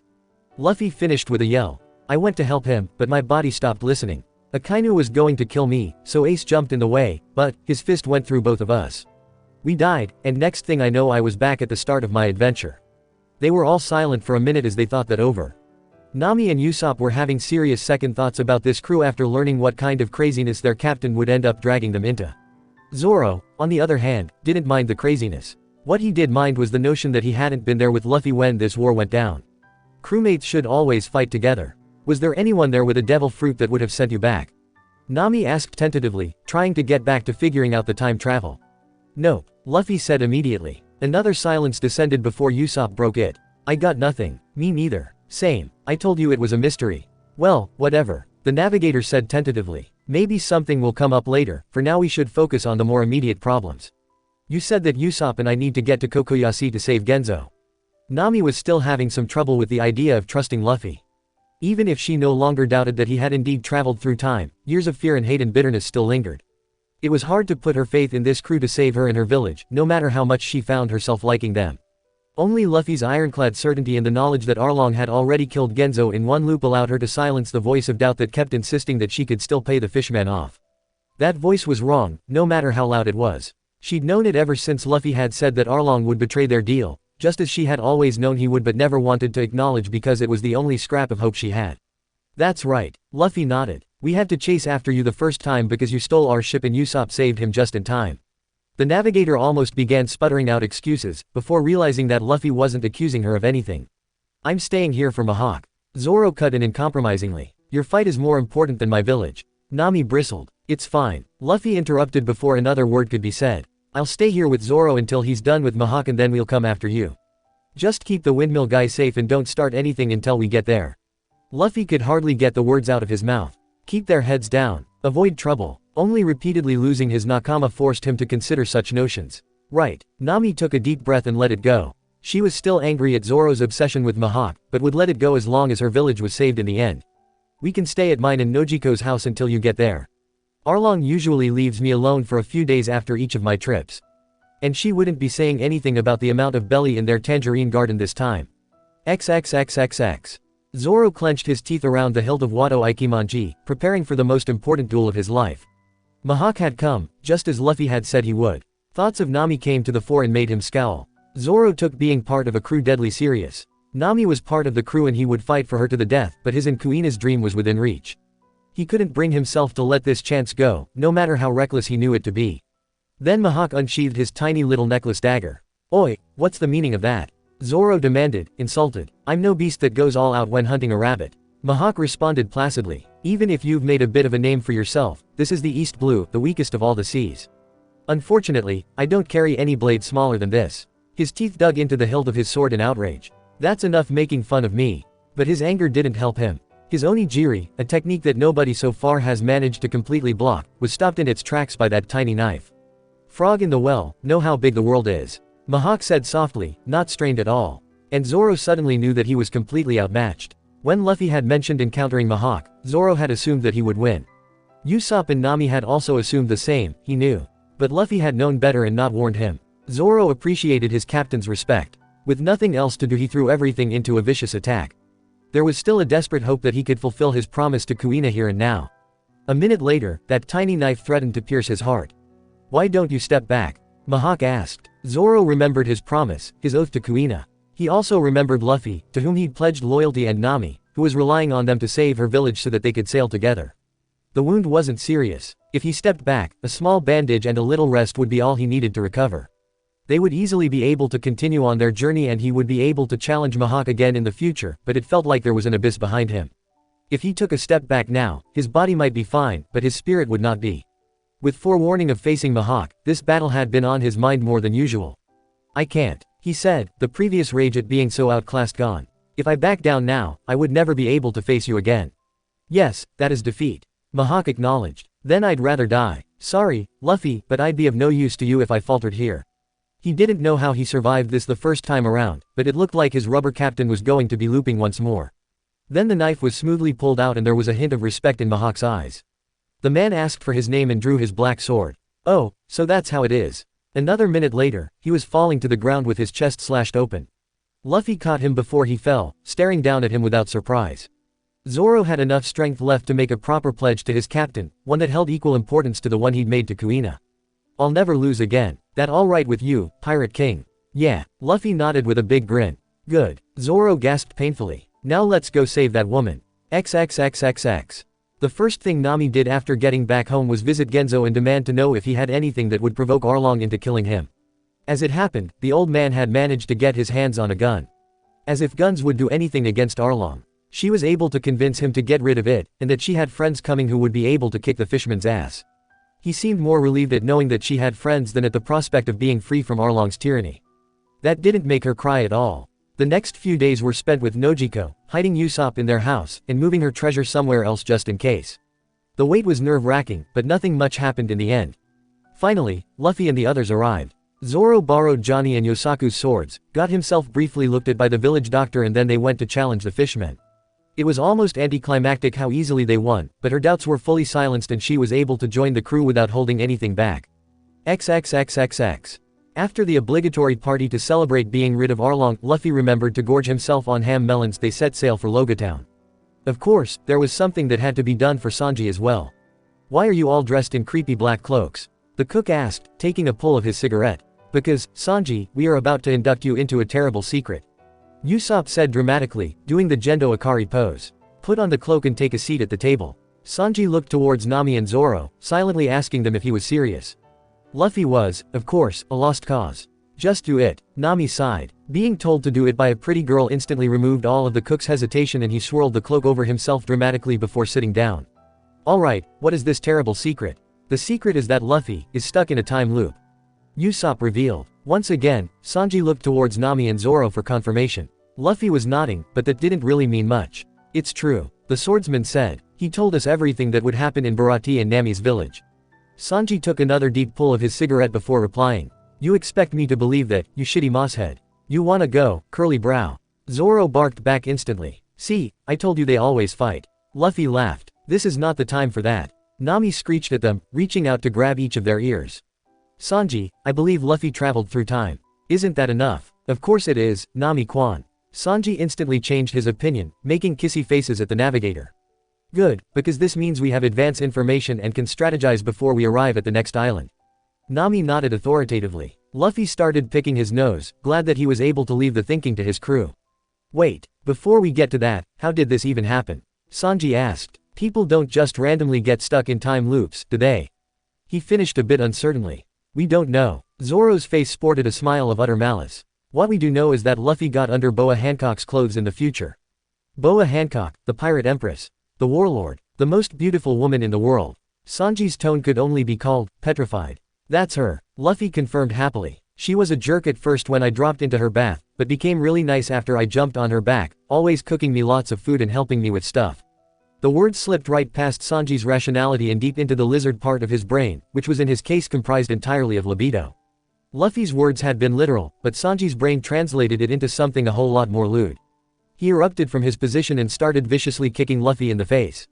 You shitty rubber, how dare you? Apologize for everything. It took a while for Nami to drag the meeting back on track. Alright, now that we've stopped screwing around, her words were more of a warning and a threat than a statement. Luffy, what are we going to be running into in Logatown? Smokey, the rubber man declared firmly.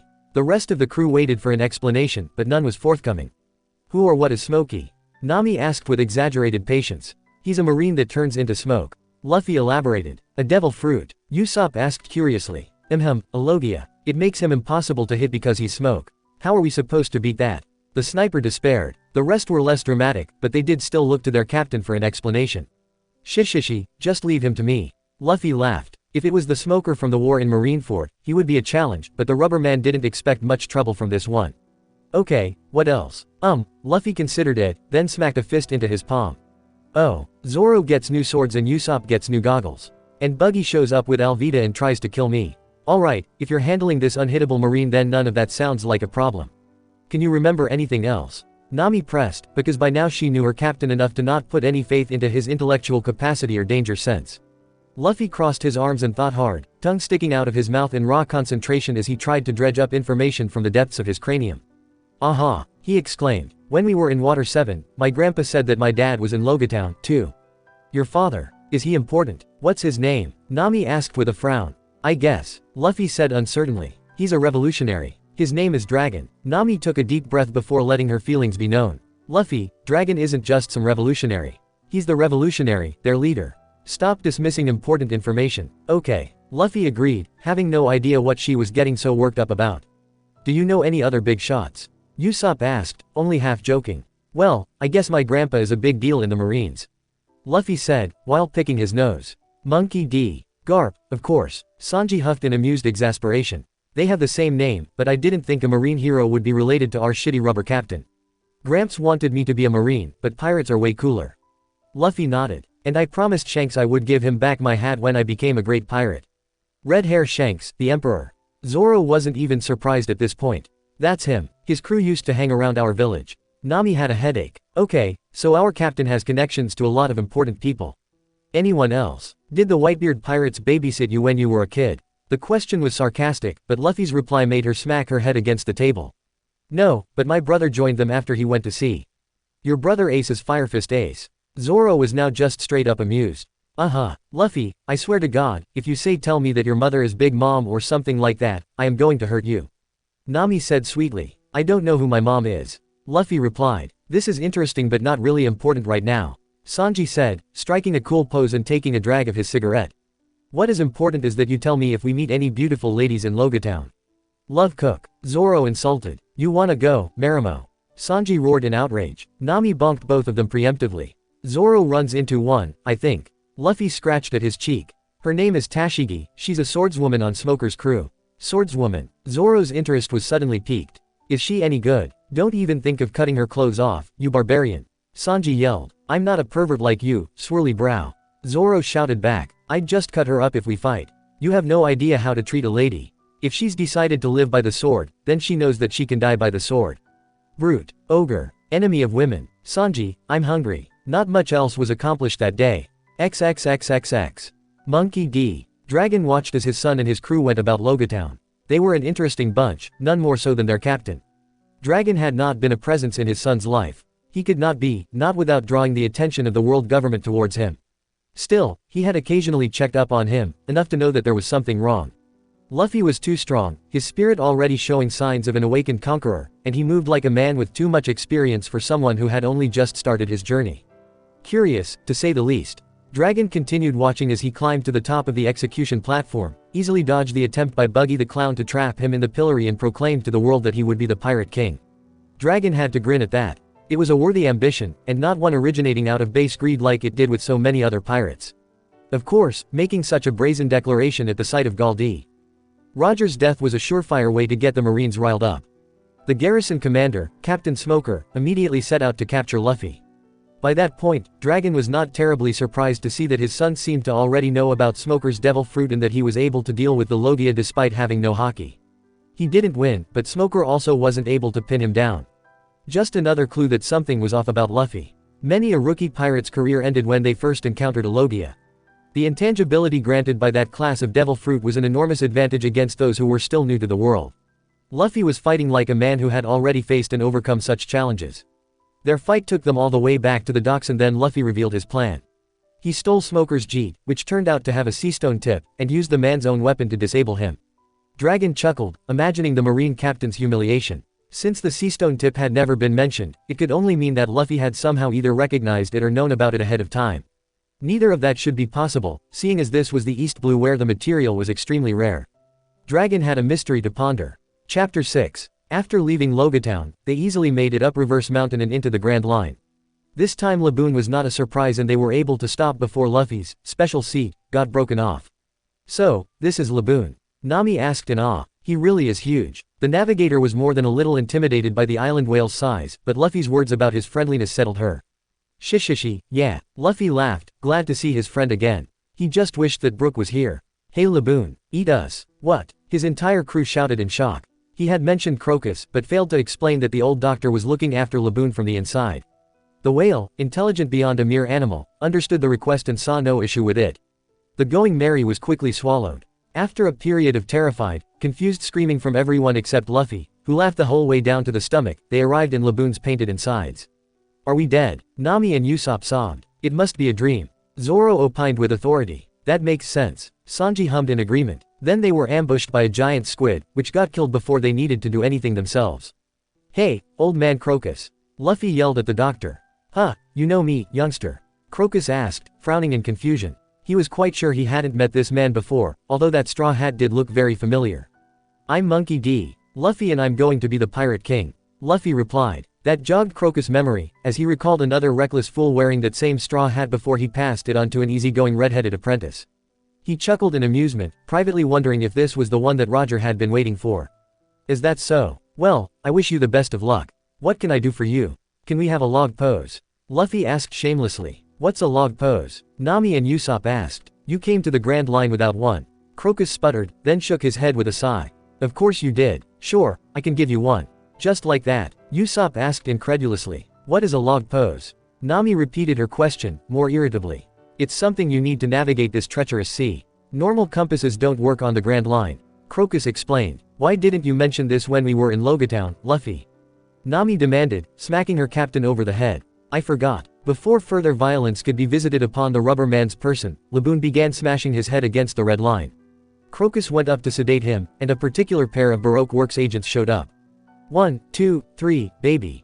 They chorused and fired their portable cannons. Because Luffy hadn't been bouncing around Laboon's insides, he hadn't knocked Mr. 9 and Miss Wednesday into the sea of gastric acid. Crocus was still on the ladder and in a poor position to intercept the cannonballs. Luffy, however, was quick on the ball and stretched to catch the projectiles before they could hit the sides of the whale's stomach. Then he stretched again to grab hold of the troublemakers. "This is the one you told us about?" Zoro asked, staring at the blue-haired Miss Wednesday. "What a beautiful lady." Sanji made his opinion known. "So, this is a princess," Usopp pondered sagely. "She's rich, right?" Nami asked the important questions. What do you want with me?" The undercover princess stammered, deeply troubled at the thought that she had been discovered and targeted. "Yes, just because I wear a crown does not make Miss Wednesday a princess." Mr. 9 completely misread the situation. "Shut up." Luffy ordered and punched him unconscious. "Vivi, join our crew." "I will not." Vivi sputtered in shock. "Too late, it's already happened." Usopp told her sympathetically. "It'll be nice to have another girl on board." Nami was already thinking ahead. "I will serve you hand and foot." Sanji swore. "No use fighting it, you belong to the crew now." Zoro stated. Needless to say, Vivi was getting some very mixed messages here. Calling upon the diplomacy thought to her as the heir to her father's throne, she tried to refuse politely. "I appreciate your offer, but I cannot accept it. We'll help you kick Crocodile's ass," Luffy said, completely derailing her thoughts once again. What?" She stuttered. "You know about Crocodile. What he's planning. Watching this happen from the ladder, Crocus shook his head and resumed climbing so he could sedate Laboon. It's like Roger all over again. XXXXX. Whiskey Peak was a town of bounty hunters set up by Baroque Works as a revenue stream for their operations. They specialized in tricking pirates by throwing a party for them, waiting for them to pass out, and then calling the Marines to pick them up. It was a simple ploy that was nonetheless quite effective. When they saw another pirate crew sailing towards them with their agent Miss Wednesday as part of their crew, they quickly referenced the wanted posters to check which pirate this was. The 30 million belly bounty had them very eager, as it was a larger one than most. That was about the point where things started going weird. Okay, listen up, Baroque Works. The Straw Hat Luffy demanded, shocking the disguised bounty hunters into silence. Gives us your food and we won't kick your ass. And your booze, Zoro added. And your treasure, Nami added. And your ladies, Sanji added. We're not bringing a dozen women on the ship for you to perv on. Nami shouted at him demonically, smashing him over the head. That would be too expensive. Oi, are you sure your priorities are in order? Usopp deadpanned. Miss Monday, a large, muscular woman dressed as a nun, noticed that her supposed comrade Miss Wednesday was standing with the pirates currently threatening them and jumped to conclusions. Miss Wednesday, you traitor. And that set off a brawl, a very one-sided brawl that saw the entire town of bounty hunters curb stomped. Would you like that food and drink now? The battered bounty hunters asked meekly. Yes, Luffy roared in approval, raising his fists in the air. XXXXX. Observing from a hidden spot some distance away from the town, a very bemused Nico Robin wasn't sure what to make of this development. XXXXX. Vivi was still very uncertain about the story that this crew, apparently her crew now, of pirates had told her. Time travel. It sounded ridiculous. Still, there was no denying that their captain had information that he would be hard-pressed to find, and he didn't exactly come across as a mastermind or sleuth. Unless he was just really good at hiding it. Vivi took a suspicious glance at him, seeing him devour a plate of food, and accidentally swallow the plate as well, leading to an episode of choking until he managed to spit it out. Probably not. Leaving the wrecked town behind, she walked with Agaram and Karu to their ship. Agaram had initially intended to go out as a decoy, but the Straw Hat captain had bluntly told him that he was coming along. It worried her, why he didn't want the captain of Alabasta's royal guard leaving his sight. Then she suddenly had a whole new set of worries. Miss All Sunday, Vivi exclaimed as the mysterious woman suddenly appeared on the ship just after they left Whiskey Peak. Miss All Sunday, Nami echoed in concern. Who is she partnered with? Mr. Zero, the boss. Vivi hissed. I found out about his identity by following her. Correction, I allowed you to follow me. Miss All Sunday said with a smile. Ah, Robin, you're here. Good. Straw Hat Luffy suddenly interjected, and for the first time ever, Vivi saw the eternally cool and mysterious Miss All Sunday stumble. Her smile dropped and she suddenly looked very tense. How do you know that name? She demanded. You're part of my crew, of course I know your name. Luffy said an outrageous thing. Vivi was glad that she wasn't the only one to be incredulous. The entire crew was shocked, except for the blonde cook, who was celebrating the addition of another beautiful lady. I don't recall joining your crew. Miss All Sunday was a lot more restrained, but it was clear that she was also incredulous. I know, it sucks. Luffy whined. But it's fine, you're here now so it's all good. Miss All Sunday burst into laughter. Just like that, you think you can recruit me so easily even though I am your enemy. Vivi hated to agree with the high-ranking Baroque Works agent, but the other woman had a point. You're a good person, Robin, and I know you're only helping the stupid Sand Croc because you want to know the true history. Luffy replied. Once again, Vivi got the pleasure of watching Miss All Sunday be rattled. Even more so than when the rubber captain revealed that he knew her name. Oh, you really are well informed. Still, she managed to keep her voice steady. It makes me wonder what else you know. The poneglyph under the palace doesn't say anything about the true history. All it says is the location of some ancient weapon. Luffy revealed further. What was this about a poneglyph under the palace? Something her father hadn't told her yet. That seemed to strike Miss All Sunday deep. The woman who had always seemed so perfectly poised and in control wilted like a dying flower. Sure of that, are you? Yes. With no doubt or hesitation, the rubber man crushed Miss All Sunday's obvious hopes.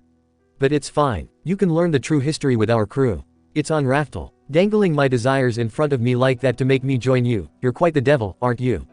Miss All Sunday regained some of her cool demeanor as she teased. How is it that you know all this, anyway? That's because I'm a. And then he was interrupted by a punch to the head by Nami.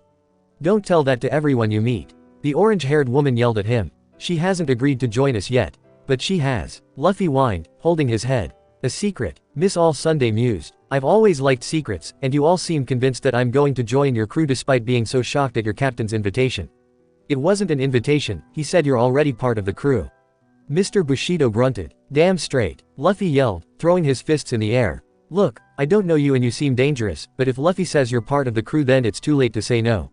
Usopp explained. You can't be too bad if he wants you with us. Nami shrugged, leaving Vivi feeling a bit betrayed. Despite their difficult first meeting, she'd thought that they were friends. Why were they getting so chummy with Crocodile's partner? I'll never turn down a beautiful lady. Sanji added his own voice to things. I'm going to have to think about what you told me, so I'll be leaving now. Miss All Sunday said, swinging herself off the ship and onto a big turtle that served as her transport. Sure, Luffy didn't object, much to Vivi's surprise. See you later, Robin. The easy acceptance seemed to be another thing that rattled the so-called Robin, but she said no more and simply left. What the hell? Vivi finally gave voice to her frustrations. Unseen by them, Robin almost absently broke the necks of the unluckies, knowing that no good would come of having any reports of what had happened reach Crocodile. XXXXX. The path to Little Garden was characterized by Vivi and Agaram protesting Luffy's decision to make Robin, or Miss All Sunday as they referred to her, part of the crew. That ended once Luffy put his foot down on the matter, but the Alabastan princess was still not happy with it. Not that it ended up mattering. Luffy remembered Nami getting sick, but he hadn't remembered any of the details and there was no accounting for the behavior of disease-carrying insects. With Robin killing the unluckies to hide her conversation with Luffy, they did not get a chance to report to Crocodile, which in turn meant that Mr. 3 and Miss Goldenweek were not sent to Little Garden to eliminate them. That in turn meant no eternal pose to Alabasta, since Robin had been too rattled by their conversation to offer one. The Straw Hats were forced to stay on Little Garden longer. More indifferent people contracted Kesha and, without access to a doctor on the level of Kurha, died. Worse still, Luffy hadn't really paid attention to how they even got off Little Garden the first time around, and thus had no idea that Sanji had tricked Baroque Works into providing the way. The others couldn't help much. The crew met their end there several times as Luffy tried to figure out how to get past this new hurdle. It was particularly annoying since he felt that they couldn't just bypass the prehistoric island. Dory and Bragi were really cool and had given clearer shape to Usopp's dream. He tried several times to stubbornly find a way ahead, before eventually giving up and trying to recreate the steps of his first run. Thus began the days of woe. XXXXX. But why would we waste time on Little Garden when we have an eternal pose to Alabasta? Vivi demanded in distress after hearing of Luffy's plan despite not crushing the eternal pose that Robin had given them. Because it's important we go there and we need to pick up Chopper before getting to Alabasta. Luffy tried to explain, something he was notoriously bad at. I know this Chopper fellow is your crewmate, but you can go get him after we save my country. I'm sure we have an eternal pose to Drum Kingdom. Vivi insisted. I can't agree to delay my return even if that is how you did it before. And Vivi was far from convinced about the time travel.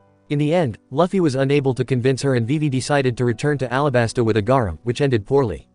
XXXXX. The next time, Luffy destroyed the eternal pose, leaving the crew no choice but to go to Little Garden. Vivi and Agaram were displeased, but managed to convince themselves that the eternal pose was probably a trap by Baroque Works anyway. While on Little Garden, both of them and Zoro contracted Kesha. The swordsman's powerful constitution and stubbornness saw him enduring the disease, but the two Alabastans didn't make it to Kurha. XXXXX. Luffy tried several more variations, but he could not predict who would and would not get sick. Several bug-repelling remedies were attempted, with limited success. The greatest hurdle remained actually getting off Little Garden. He figured out quick enough that he couldn't accept the eternal pose from Robin without Vivi insisting on a straight path to Alabasta. He knew that his crew couldn't make it off Little Garden by themselves. Eventually, they did stumble upon the wax house Mr. 3 made in the jungle and they did see the Den Den Mushi. Several times, poor timing made them miss the call from Crocodile, which made the canny warlord assume that his agents had been defeated. This left them stranded. It took a good dozen resets before a significantly fed-up Luffy sat sulking in the wax house and happened to be there to take the call. This did not go well. Mr. 3, report, a cold voice demanded. Crocodile. Luffy yelled into the poor snail. Come over here so I can kick your ass. Needless to say, Crocodile did no such thing, and the Straw Hats found themselves stranded once more. XXXXX. With the knowledge that Crocodile would be calling his agents, and the brainpower of people other than Luffy, the planets finally aligned. Usopp and Nami, the crew's most proficient liars, were able to impersonate the defeated agents and ask the boss to deliver an eternal pose to Little Garden. The unluckies, not suspecting any trouble, fell into the trap and got their asses kicked. Nobody was infected with Kesha, because the crew had stocked up on a countermeasure in Logatown. This countermeasure was a truly vile substance that repelled all bugs, along with everything else that had a sense of smell. Of course, since none of them were sick, Vivi once again insisted on going straight for Alabasta, instead of detouring to Drum. Luffy was not amused at being back to square one in this problem. Chapter 7. Luffy laid upon the deck of the Going Merry, staring blankly up at the clouds moving across the sky. From his throat emanated a constant, low-level groan. When he ran out of air, he took a deep breath and started again. "Alright, what's the matter with you?" Nami finally demanded after several hours of this went by. "I'm so bored," Luffy complained pitifully. "It's always the same thing over and over." "Well, you just have to keep trying new things until something works, right?" Nami said, as if it was that easy. "I've already tried everything," Luffy whined. "What about? Tried it? Then how about? Tried it? You don't even." Nami began to growl. "I do. Have we had this conversation?" "Yes. So are you just gonna lie there and groan at the sky?"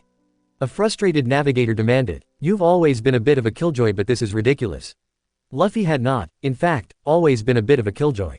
Quite the opposite, even. However, this time loop nonsense was really causing him some serious psychic damage. The last few runs, he hadn't even been able to muster the enthusiasm to proclaim his dream of being the Pirate King in Logatown. They got in and out without Smoker even noticing. "We could just skip Little Garden," Nami suggested. "We can't, it's important to Usopp." Luffy slumped even further. Usually, he only recognized important moments when they happened, but these loops had forced him to actually consider the consequences of avoiding things just because they were inconvenient. And if nobody gets sick on Little Garden, then Vivi will insist on going to Alabasta right away and Chopper will get killed by the hippo bastard. Luffy didn't really blame Vivi for being worried about her country, but he wished she would put more faith in them, like she had the first time. As it was right now, even if she believed him about the time travel, she wasn't really part of the crew in the way that mattered. She didn't trust them to put their lives on the line for her. "Then, why not take a break?" Nami suggested, causing the rubber man to perk up. This was new. A break. Yeah, a break. Nami nodded, gaining confidence. "You've been beating your head against the wall for a while, right? So why not take a few loops off and just do whatever you want for a while? Since time keeps resetting for you, there won't be any consequences no matter what you do." If it was any other man, this would be the point where Nami would threaten him with castration if he did anything perverted to her, but Luffy had the sex drive of a rock. Probably for the best, really, she'd had a tiny crush on him after he saved her from Arlong that might have grown into something more if he had been at all interested. She was still looking forward to watching the soap opera that Boa Hancock being in love with him promised to be. "But I already do whatever I want." Luffy sighed despondently. "Well then try doing something different." Nami yelled in frustration. "I'm sure you haven't squeezed every drop of fun out of the world yet. Take a break, get some distance from the problem of Vivi and Little Garden so you can look at it with fresh eyes. Maybe it'll give you a new idea." Luffy went back to staring at the sky, this time with a thoughtful look on his face. Maybe Nami was onto something. Now, what kind of fun could he have? It was a question that he continued to ponder as their journey continued. Luffy was disappointed, but not surprised when half the crew came down with Kesha by the time they got off Little Garden. XXXXX. Over the course of their adventure, Luffy had been accused of being a hero several times. He always denied this, because a hero had to share his meat, while a pirate could keep it all to himself. That being said, he did like heroes, he just didn't want to be one. But with the time loop, the consequences of being a hero, that being the sharing of meat, did not matter. Even if they called his hogging of meat unheroic, it wouldn't matter when the loop reset. Thus, Monkey D. Luffy set out to be a hero for a loop. XXXXX. "Who are you?" Kobe yelled in fright. "Monkey D. Luffy, hero," the rubber man claimed. "Now I need you to help me find a cape." XXXXX. "Who the heck are you two?" Nami yelled in fright as he appeared in front of her on Alvida's ship, some nobleman's fancy cape that he took off the pleasure boat the pirates had been attacking tied around his shoulders. "I'm Monkey D. Luffy, hero, and this is my hero apprentice, Kobe." Luffy explained. He's not a proper hero yet, so he doesn't get to wear a cape. "Hi." An extremely nervous Kobe waved at her. "Oh, a hero, are you?" Nami retorted cynically. With what her life had been like for the past 8 years, her faith in heroes was at an all-time low. "That's right." Luffy took no notice of her tone. "I'll be going across the East Blue, kicking the butts of the bad guys and gathering a crew. Buggy, Krieg, Arlong and every other bad guy in our way will get beaten up. Then we're going to sail across Grand Line, find the One Piece and have a huge feast where I'll share my meat with the world." That was a lie. Luffy intended to eat all the meat himself, because he would reach the One Piece as a pirate. Nami briefly wondered if that was some kind of sexual innuendo, but a suspicious look at the clear simpleton convinced her that no, he was actually being entirely literal. "And what do you want with me?" she asked instead. "You're the best navigator in the world, aren't you?" Luffy asked. "Come with me and chart the world." "Well yes I am the best." Nami preened. "Wait, how did you know that I want to make a map of the world? We've never met. I'm a hero, I know things." Luffy was still a shit liar when it counted, but he was surprisingly good at it when he was just playing around. XXXXX. You want me to join a crew of heroes and slice up bad guys?" Zoro asked incredulously, still tied up at the post. "And wear a cape?" That's right, Luffy affirmed. I know you made a promise to stay here for a month, but that guy with a butt chin lied and his father is a jerk, so I'm going to kick their asses, get your swords back and then we'll go. Don't just decide for me. And how did you know all that anyway? I'm a hero, I know things. XXXXX. You rubber bastard, Buggy ground out painfully from where he lay beaten on the ground. A hero, huh? Are you related to Monkey D? Garp. Yeah, he's my gramps. Luffy stuck a finger up his nose. He wanted me to be a marine, but I don't like being told what to do. This made perfect sense to Buggy, because he knew that for all that he technically had people above him in the chain of command, Garp tended to only listen to them about half the time. If they were lucky. Your grandfather is Monkey D. Garp. Kobe's eyes sparkled with admiration. Yep, that explains a few things. Nami and Zoro nodded, both wearing capes. XXXXX. How did you know about my plans? An outraged Kuro demanded. I'm a hero, I know things. Luffy fell back on the tried and true excuse. Then he turned to Usopp. You fought well today, Usopp. Join my hero crew and become a great warrior of the sea. Yes, the pathological liar blubbered, inspired by what had happened. XXXXX. So I was thinking, as a hero I need more than a cape. Usopp pondered. I need a mask and a superhero name. Luffy stared at him in shock. You're right, I've been doing this all wrong. I'm not wearing a mask. Zoro grunted. The cape is bad enough already. You could just tie your bandana around your face instead of your head. Usopp wheedled. No, same here. Nami backed the swordsman up. Besides, there's no rule about heroes having to hide their identities. Frankly, Nami thought this whole crew was ridiculous and doomed to disaster when they encountered Arlong if not sooner. Still, Luffy had already made it clear that he was going after Arlong for reason unrelated to her situation. She would try not to get attached while hoping that he would succeed in his craziness. At the very least, he did know things that he shouldn't know. His refusal to explain that one was driving her up the wall. I should call myself Meat Man, the Meat Hero. Luffy decided. No, your hero name needs to be something to do with your powers or ideals. Usopp argued passionately. Meat is my ideal. No, look, I'm a sniper, so my hero name will be. Usopp paused dramatically and put on a golden sun mask that he had somewhere that shall not be explained. Sogeking, from Sniper Island. Luffy stared at him in absolute shock. Usopp thought he was impressed and started singing the theme song he'd come up with ages ago when dreaming of this exact situation. Oh, the wind carries my name. From Sniper Island far away. When I take aim, it is straight and true. Lulu la la lu. Whether you're a man or a mouse. Lock on. I will put your heart in my sights. Lock on. No one knows what secrets hide behind this mask and my cape. Lulu lulu la la. There is no escape. Sniper King Sniper Pa Pa. Sniper King aims true. Luffy continued to stare at him, jaw hanging all the way to the ground. Usopp was Sogeking the whole time. XXXXX. It took Luffy a while to recover from that earth-shattering revelation. By then they picked up Johnny and Yosaku, who were both very impressed that Zoro had become a hero. Their next encounter was with Lieutenant Fullbody. Who are you? The metal-knuckled marine demanded. We are the Straw Hat Hero crew. Luffy proclaimed proudly, pointed at the sails of the Going Merry, which now sported the image of a man with a straw hat and a haunch of meat emblazoned on his chest. Hero crew. Fullbody blinked owlishly, having never heard of such a thing. You know what, never mind. I have more important matters to attend to. Such as the woman he was taking on a date. XXXXX. Join my hero crew. We'll save princesses and find the all blue. Zeph watched with thinly veiled amusement as the teenager in the straw hat pushed the stupid eggplant's buttons. Sanji clearly desperately wanted to accept, but was being held back by some fool notion of repaying him by staying at the Baratie. Pa, as if that would repay anything. Also, this Luffy character might have everyone else fooled, but Zeph could see that he was more of a pirate than a hero. Whatever his reasons for the charade, he wasn't going to spoil it for him. Then Krieg showed up and begged for food. Sanji, as was proper, gave it to him despite the objections of the other cooks. Then Krieg predictably spat on their generosity and tried to take the Baratie for himself. Shut up, the supposed hero captain yelled and kicked him in the face, knocking him out instantly. Usopp, Nami, he continued in a tone of command. Take the Going Merry and head to Nami's village. You need to save the windmill guy.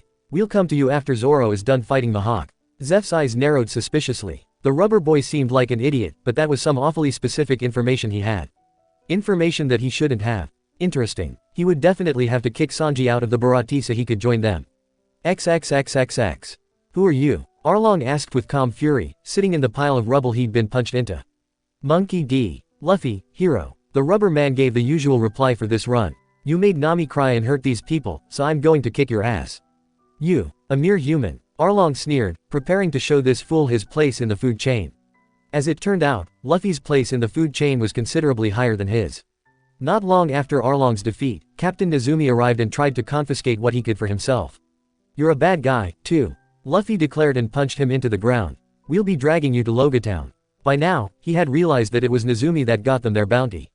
As much as he liked having a big bounty, he wasn't a pirate on this run, so he couldn't have one. He'd make sure to try getting an extra big one next time to compensate. XXXXX. A crisis. "Come on, Luffy, share the ham melon," Usopp cajoled. Luffy sweated profusely. He was supposed to be a hero, and thus share the meat, but he really didn't want to. "Look, it's a giant," he yelled, pointing behind Usopp. "Where?" The liar bought it and spun around to look, only to see nothing. By the time he turned around, both Luffy and the ham melon were long gone. "Aaagh, I hate being a hero," the rubber man bemoaned, stuffing his face with the man melon. As it happened, he'd run towards the cliff where Belmere was buried and didn't see that someone was already there. "Why set out to be one, then?" Nami asked, bemused by the outburst. "I just wanted to do something different, but I hate sharing my meat," Luffy explained. Nami smiled and approached, sitting down next to him. "Don't worry, Luffy. After he saves the day, the hero can eat as much as he wants. That's why it's called the hero's portion." "Really?" Luffy asked hopefully. "Really," Nami assured and leaned in to give him a kiss on the cheek. "So eat up, hero." Luffy stared after her as she ran away giggling, utterly confused. What was that about? Well, the important part was that he didn't have to feel bad about not sharing his meat. XXXXX. "So, you're a hero and you brought me this corrupt marine captain." Smoker deadpanned, puffing away at his cigars. Nezumi was taking bribes from Arlong to keep what he was doing to the Konami Islands hidden from the Marines. Nami said defiantly, staring at him. "They're lying," a beaten-up Nezumi screeched. Smoker didn't look impressed. "I always did think it was strange how quiet that corner of the East Blue was, and you wouldn't be the first corrupt marine captain this crew has brought down. You can't possibly be taking their word over mine. I'm a marine," Nezumi screeched again. "I'll be calling the Konami Islands to verify their story of course, but I'm already smelling a rat." Smoker glared at him. He had a particular hatred of dirty marines. The higher-ups would want him to cover this mess up, maybe even declare the crew of heroes as pirates, but they could go eat shit. "Thanks, Smokey," Luffy laughed. "Don't call me Smokey. XXXXX. Heroes, huh? Monkey D. Dragon mused, slightly confused. Everything he'd heard about his son said that he had his heart set on being a pirate, so where did this come from? How mysterious. XXXXX.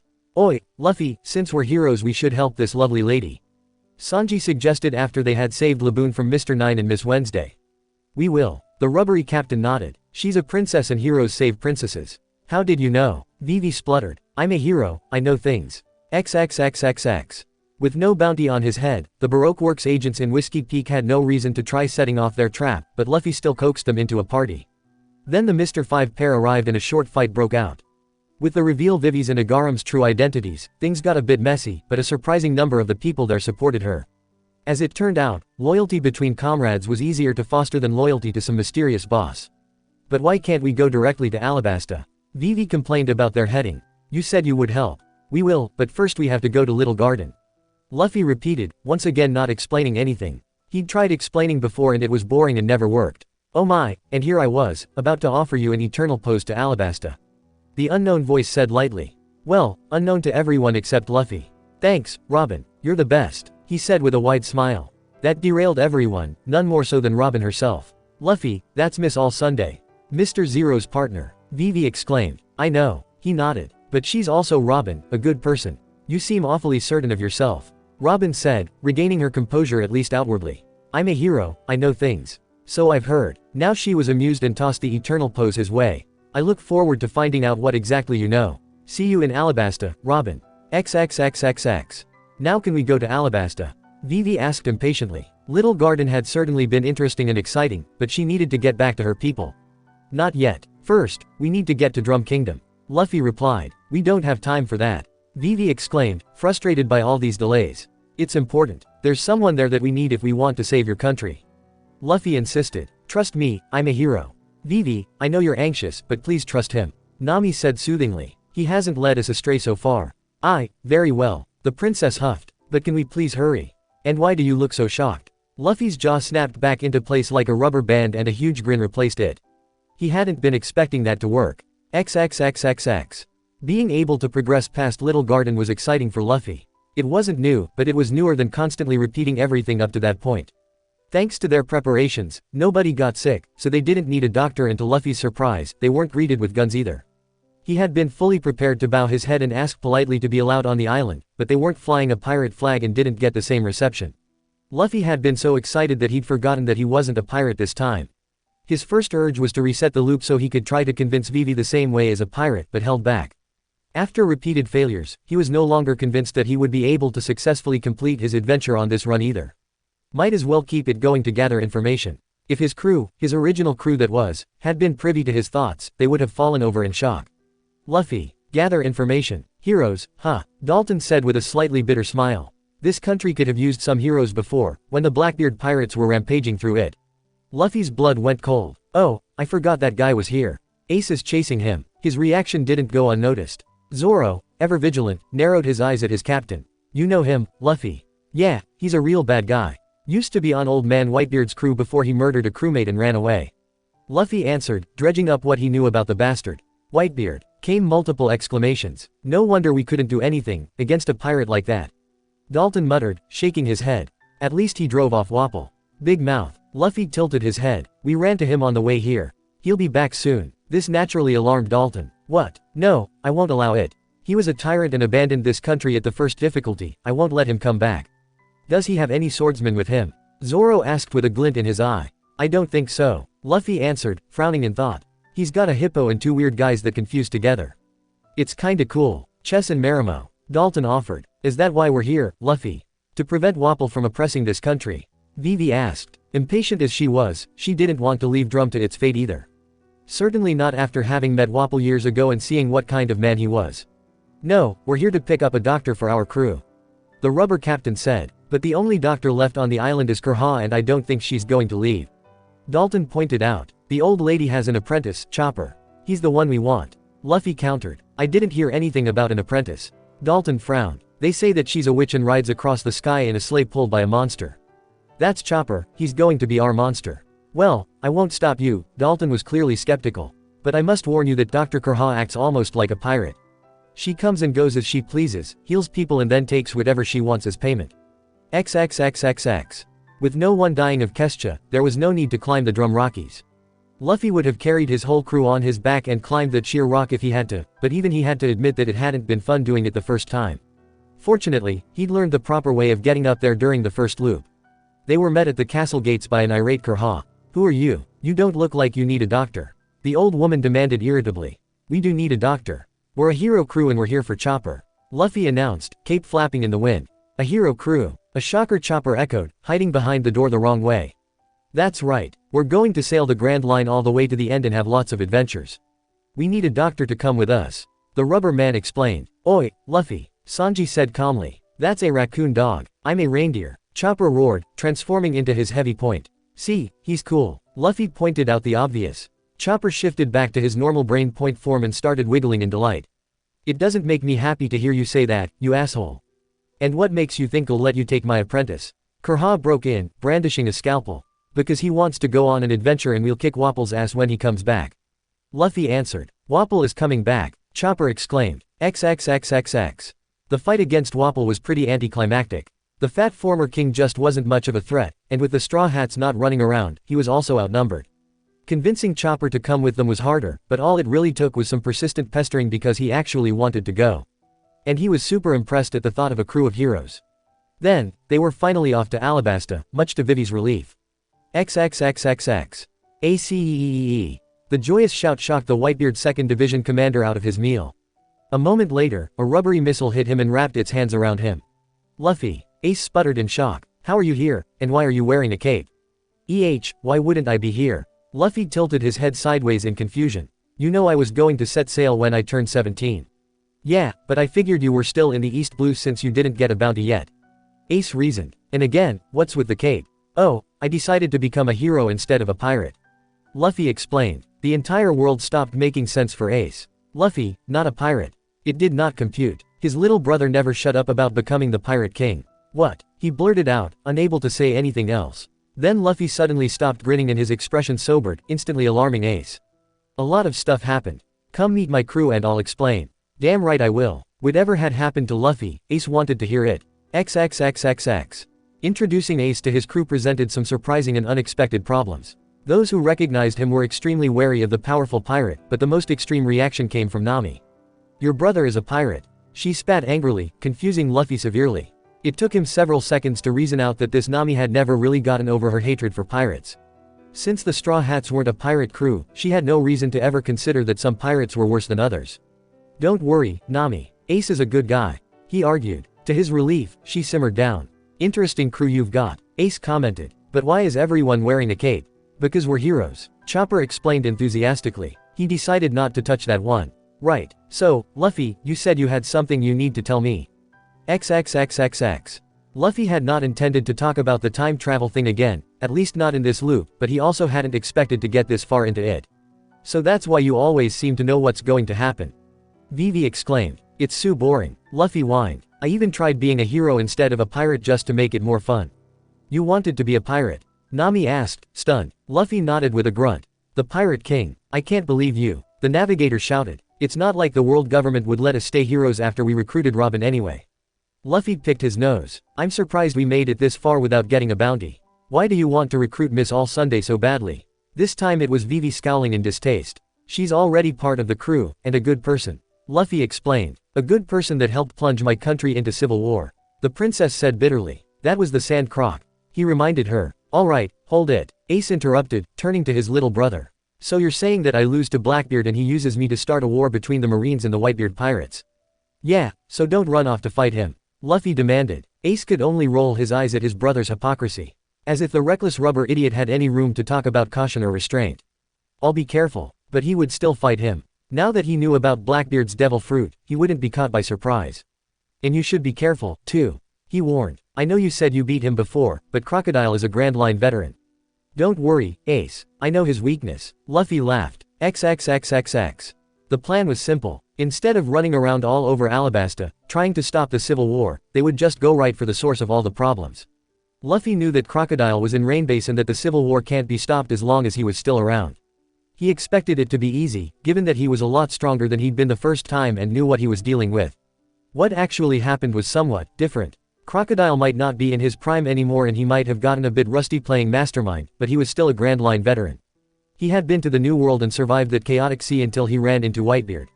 In short, he was not a threat to be lightly dismissed. He was also quite good at assessing the level of his opponent, and he judged Luffy to be a serious threat, instead of dismissing him as he had the first time.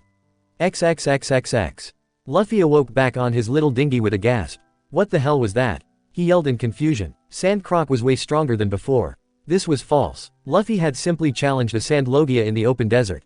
As soon as Crocodile How Dangerous the Rubber Man was in close quarters, he had refused to be drawn into a fistfight and instead used his devil fruit powers to assail him with an unrelenting sandstorm. Without Haki, there was very little that Luffy had been able to do about it. Disclaimer: this story do not belong to me. The author is Rubber Rebound. By Noodlehammer. Chapter 8. Luffy did not understand why acting mysterious and all-knowing worked better than just telling the truth about being a time traveler, but that was nothing new for him. He frequently didn't understand why some things were the way they were. Instead of agonizing over it, he decided to roll with it. Or roll over it if he disliked it enough. "Who are you?" a terrified Kobe asked. Luffy stared at him straight in the eye as he responded. "I am Monkey D. Luffy, future Pirate King. I know all. I know you hate Alvida, I know she's forcing you to be her crew's cabin boy, and I know you want to be a Marine." Kobe froze in fear. But how? No questions. XXXXX. Luffy already knew that approaching Nami on Alvida's ship and introducing himself as a pirate didn't work, so he didn't try it. Instead, he pulled the same all-knowing routine first on Zoro, then in Orange Town after saving her, then on Usopp and Sanji, and so on. In the process, he discovered that it was actually kind of fun being the smart one for a change. Still not his preferred kind of fun, but fun all the same. Case in point, who the hell do you think you are, human? A furious Arlong demanded, unable to land a single hit on the Rubber Man. "I am the all-knowing Monkey D. Luffy, future Pirate King." Luffy responded, casually weaving in between the fisherman's punches. He'd already had an advantage over him before, but after so many resets, Arlong was so predictable he could beat him in his sleep. "I know that you came to the East Blue because Jinbei couldn't stand you anymore and because you were too weak to make it on the Grand Line by yourself. I know that you bribed Captain Nezumi because you couldn't fight off the Marines. I know that you'll never amount to anything." It was meaner than normal for him, but Arlong pissed him off. Every time these loops reset, that horrible room that he kept Nami locked in and forced her to make maps for him was intact again. Arlong had turned her dream into a nightmare, and that was something that Luffy would never forgive. Arlong roared in fury at the words, but all his efforts were useless. Luffy pummeled him into the ground with ease. Then Captain Nezumi showed up, but was intercepted before he could let out so much as a single word. "I am Monkey D. Luffy, the all-knowing future Pirate King." Luffy declared to him, "You won't be confiscating Nami's treasure. Get out of here and tell Marine Headquarters who kicked your ass." XXXXX. "I came across some interesting pirates recently," Mihawk said, unrolling a bounty poster for Shanks to see. As soon as he saw it, the fearsome emperor spat out his drink in shock. The picture was bad enough, showing a non-smiling Luffy with a penetrating stare, but the actual words on the poster were even worse. Monkey D. Luffy, the all-knowing. 50 million. The rest of his crew was no better. All of them choked on something, even if it was thin air. The very idea of Luffy being all-knowing was ludicrous. Heck, even the idea of Luffy being normally knowing was ludicrous. "What the hell? Oh, what has you so surprised?" Mihawk asked mildly. "Mihawk, listen," Shanks said, deadly serious. "You didn't know Luffy before, but there's no way this is right. He is, without a doubt, a moron. Admittedly, he didn't strike me as very intelligent." The swordsman conceded. Still, he knew many things that he should have no way of knowing, and he defeated all of the East Blue's big bounties without any effort. "Luffy, what have you been up to?" Shanks was still happy that his young friend had taken to the sea as he had promised, but he was very confused. XXXXX. A similar scene was unfolding on the Moby Dick. Ace had been just about to set out after Teach when the news coup had come with his little brother's bounty. "I thought you said he was an idiot, Yoi," Marco asked, amused. "He is," Ace insisted, still freaking out. "I have no idea what the hell he's been doing to get the Marines to call him all-knowing. Must have been pretty impressive to get him a bounty that big to start with." Another crewmate pointed out, "I don't think I've ever heard of anyone starting off at 50 million. Ace grumbled at that. It was bigger than his own starting bounty by a considerable margin, which was something he knew Luffy would rub in his face. XXXXX. Smoker was angrily huffing on his cigars, staring at the rookie pirate that was making a fool of him. At least part of the anger was aimed at himself. When he'd been told that there was a new rookie with a 50 million belly bounty coming to Logatown, he had snorted dismissively and figured that HQ was panicking over nothing.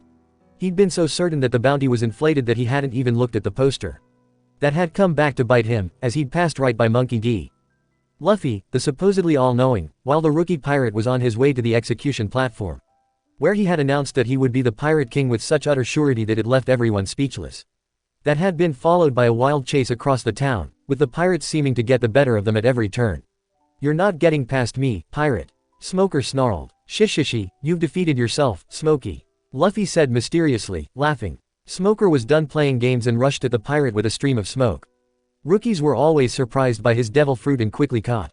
But not Luffy. He managed to evade Smoker's incorporeal grasp and snatched the jeet right off his back. In the instant before the seastone tip touched him and neutralized his powers, Smoker realized what the pirate had mean. How did he know? "I'm borrowing this, alright, Smokey," Luffy said, poking the jeet at him again. "I need it to beat up a sand croc." As his strength returned, Smoker could only glare furiously at the pirate's back. The only sand croc he could think of was the warlord crocodile, but why was the rookie pirate already planning to pick a fight with him? XXXXX. "I am Monkey D. Luffy, the all-knowing," Luffy declared to Whiskey Peak, grinning widely. "And you are going to throw us a party?" Yes, we are," the disguised Agaram agreed hurriedly. He didn't like the way this was going, but surely these pirates could be overwhelmed by a sufficient amount of food and drink. XXXXX. "I wonder, are you really all-knowing?" Robin mused, looking at the beaten-up members of Baroque Works and the unconscious Unluckies. Monkey D. Luffy certainly did seem to be on top of things. "I know things," he confirmed. "Did you know that I would kill Agaram?" She pressed with a relaxed smile, resting her chin on her palm. Vivi made an angry noise, looking between them. "You didn't kill him," Luffy said with utter surety. "I didn't," Robin admitted easily. "And you knew that I wouldn't. You're a good person, Robin." She froze for just a moment before regaining her composure. "So it seems that you do somewhat live up to your moniker. Tell me, do you know what Crocodile wants in Alabasta as well?" "Some stupid ancient weapon," he replied. "You just want to know the true history, but you won't find it in Alabasta." The knowledge confirmed her fears and broke Robin's heart, but she hid the pain it caused. "Oh, where will I find it, then?" At this point she was quite convinced that he really did have some strange source of information, even if he wasn't all-knowing. "At the end of the Grand Line, with us," Luffy said seriously, staring into her eyes. "Is that an invitation to join your crew, Captain San?" Robin asked. "Trying to poach me away from Crocodile. You were never his nakama." "Luffy, are you sure about this?" Vivi asked, deeply skeptical. "Robin is a good person, Vivi. She just needs a chance." Well, how can I do anything but agree when you show so much faith in me? Robin said. Permission to come aboard, Captain. Luffy was not one to hide his emotions, so he rather damaged his all-knowing persona by staring at the archaeologist in shock. This was hardly the first time he had invited her to join the crew right here, and certainly not the first time he had told her about the poneglyph in Alabasta where the true history could be found. But never before had Robin actually joined right away. Did acting mysterious and all-knowing really have that much effect on people? XXXXX. But there's no reason to go to Little Garden. Vivi insisted. We don't have time to waste on detours. It's important to Usopp, Luffy said. Then we need to go to Drum Kingdom to pick up our crew's doctor. Both Vivi and the newly recruited Robin, both familiar with the Grand Line, frowned in confusion. But, Drum is between Water 7 and the Sabayati archipelago. Vivi said slowly. It would add several weeks to the voyage just to get there, never mind coming back. Luffy-san, I am willing to trust that you know what you're doing when you insist on going to Little Garden, but I won't accept that kind of delay.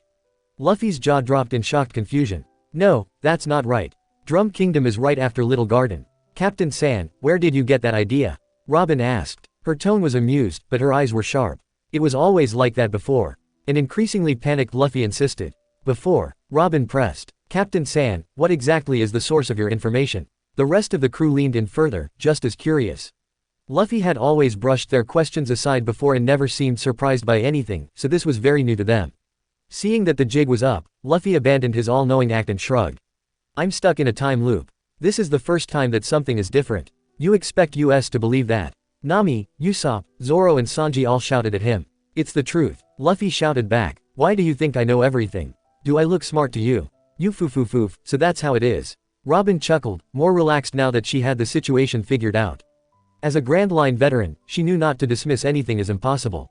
Luffy had never struck her as either a liar or the type of individual concerned with gathering knowledge, so brute force repetition was a good explanation.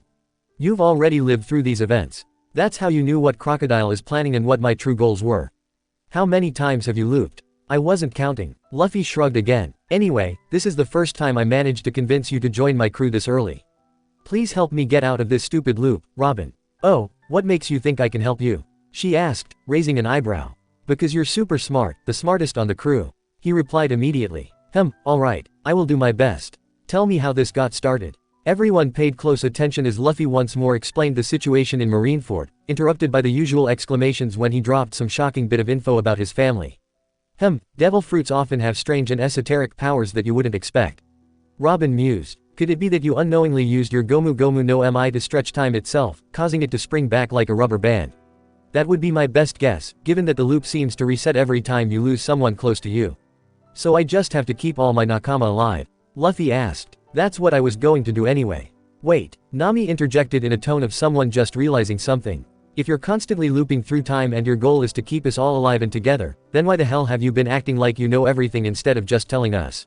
You told me to, he said blandly. Like hell I did, she yelled, bashing him over the head. But you died, he whined. I was bored of doing the same thing over and over again and you told me to have some fun. That is actually good advice. Robin mused aloud. The constant failure, death and repetition would have disastrous effects on anyone's mind if they didn't find any way of refreshing themselves. If the time loops go on long enough, Captain Sand could go horribly insane. That's too scary, Robin. Usopp protested, tears leaking from his eyes. Alright, so Luffy is looping through time. Zoro spoke up, his tone catching everyone's attention. How does that explain him thinking that Drum Kingdom would be right after Little Garden while you say it's further on? Good question. Robin nodded, giving it some thought. The only way I can explain that is if Captain Sand isn't actually going back into his own timeline, but into alternative timelines. Which means that every time he fails, the timeline doesn't end but goes on as he left it, with him or us dead. He might even be destroying those timelines entirely to power his ability to go back. Robin, I asked you nicely to stop being so scary. Usopp protested again. Timelines. More than one. Luffy muttered, face scrunched in abject confusion. Don't hurt yourself thinking too hard. Sanji sighed. You're right, it's a mystery. The rubber man nodded, relieved. So that means that we are going to Alabasta after Little Garden, right? Vivi asked persistently. If Drum isn't here, then we'll just have to get Chopper after Frankie. Luffy nodded. Who's Frankie? Nami and Usopp asked. Our shipwright, he's a cool cyborg pervert. What? XXXXX. With Robin's guidance, they were able to avoid all attention from Baroque Works agents. Luffy paid close attention to who she talked to and how, doing his best to memorize it all for the future. Of course, the effort was entirely wasted when Luffy ran into Ace and Smoker. With his previously flagging enthusiasm and hero act, it had been a good few repeats since the Marine captain had chased him into the Grand Line, so he'd almost forgotten how persistent the man could be. Now that he'd beaten him so decisively and stolen his weapon, Smoker was on the warpath. Of course, that didn't help him win, certainly not against both Luffy and Ace, but he did make enough of a commotion to draw the notice of Baroque Works, who then reported to Crocodile. XXXXX. You know, it says a lot about you that your story about time travel is more plausible than you being smart, Luffy. Ace said with an amused scowl. He still remembered almost choking to death on thin air when he first saw that bounty poster. I can't believe I ever thought he was smart. Nami muttered, hanging her head in shame. I never said I was smart, I just said I know things. Luffy pointed out blandly. I know. Nami yelled, clobbering him over the head for stress relief. Stop rubbing it in. Alright, so, what was Smoker so mad about back there? Ace brought things back on track. He seemed to really have it out for you. Oh, I stole his jeet so that I could beat up Crocodile. Luffy explained, waving around the weapon in question. It's got a seastone tip for beating up Logias with. I tried making him hard with water, but it didn't work as well as the first time. Phrasing. Several people yelled. Vivi in particular was blushing furiously, innocent soul that she was. Phrasing. Luffy cocked his head in confusion. I guess you didn't figure out hockey before you started looping. Ace guessed, ignoring the short byplay. He was a veteran of Luffy's denseness and certainly wasn't going to try explaining sex to his little brother. Hockey. Luffy echoed, scrunching his face up in concentration. Blackbeard mentioned it when I punched him and impelled down. Ace muttered some nasty imprecations about Blackbeard under his breath, still finding it hard to believe that he'd lost to the traitorous bastard. Then again, Pops had asked him not to chase after him because he had a bad feeling. Right, normally I would let you figure this out in your own time. Partially because Ace himself was rather bad at it and preferred to rely on his devil fruit. But you might need it if you're ever going to break this loop. Listen up, because I don't want to keep explaining this over and over. XXXXX. Monkey D. Luffy, the all-knowing. Crocodile puffed angrily on his cigar. Did you think I wasn't informed of your arrival? Doesn't matter. Luffy stated, brandishing Smoker's jeet. I'm going to kick your ass. XXXXX. Luffy woke up back on his dinghy as he had so many times before, staring contemplatively up at the sky. The jeet hadn't helped as much as he had hoped. When he wasn't forced to fight inside a confined space, Crocodile was actually really dangerous. The mere thought of trying to maneuver the fight into such a confined space made his head ache. Although no stranger to using the environment to his advantage, he just didn't have the skill or patience to manipulate where the fight would start. Now that his biggest obstacle was a stronger enemy instead of a convoluted mess of circumstances, Luffy at least knew what to do. Get stronger. Simple.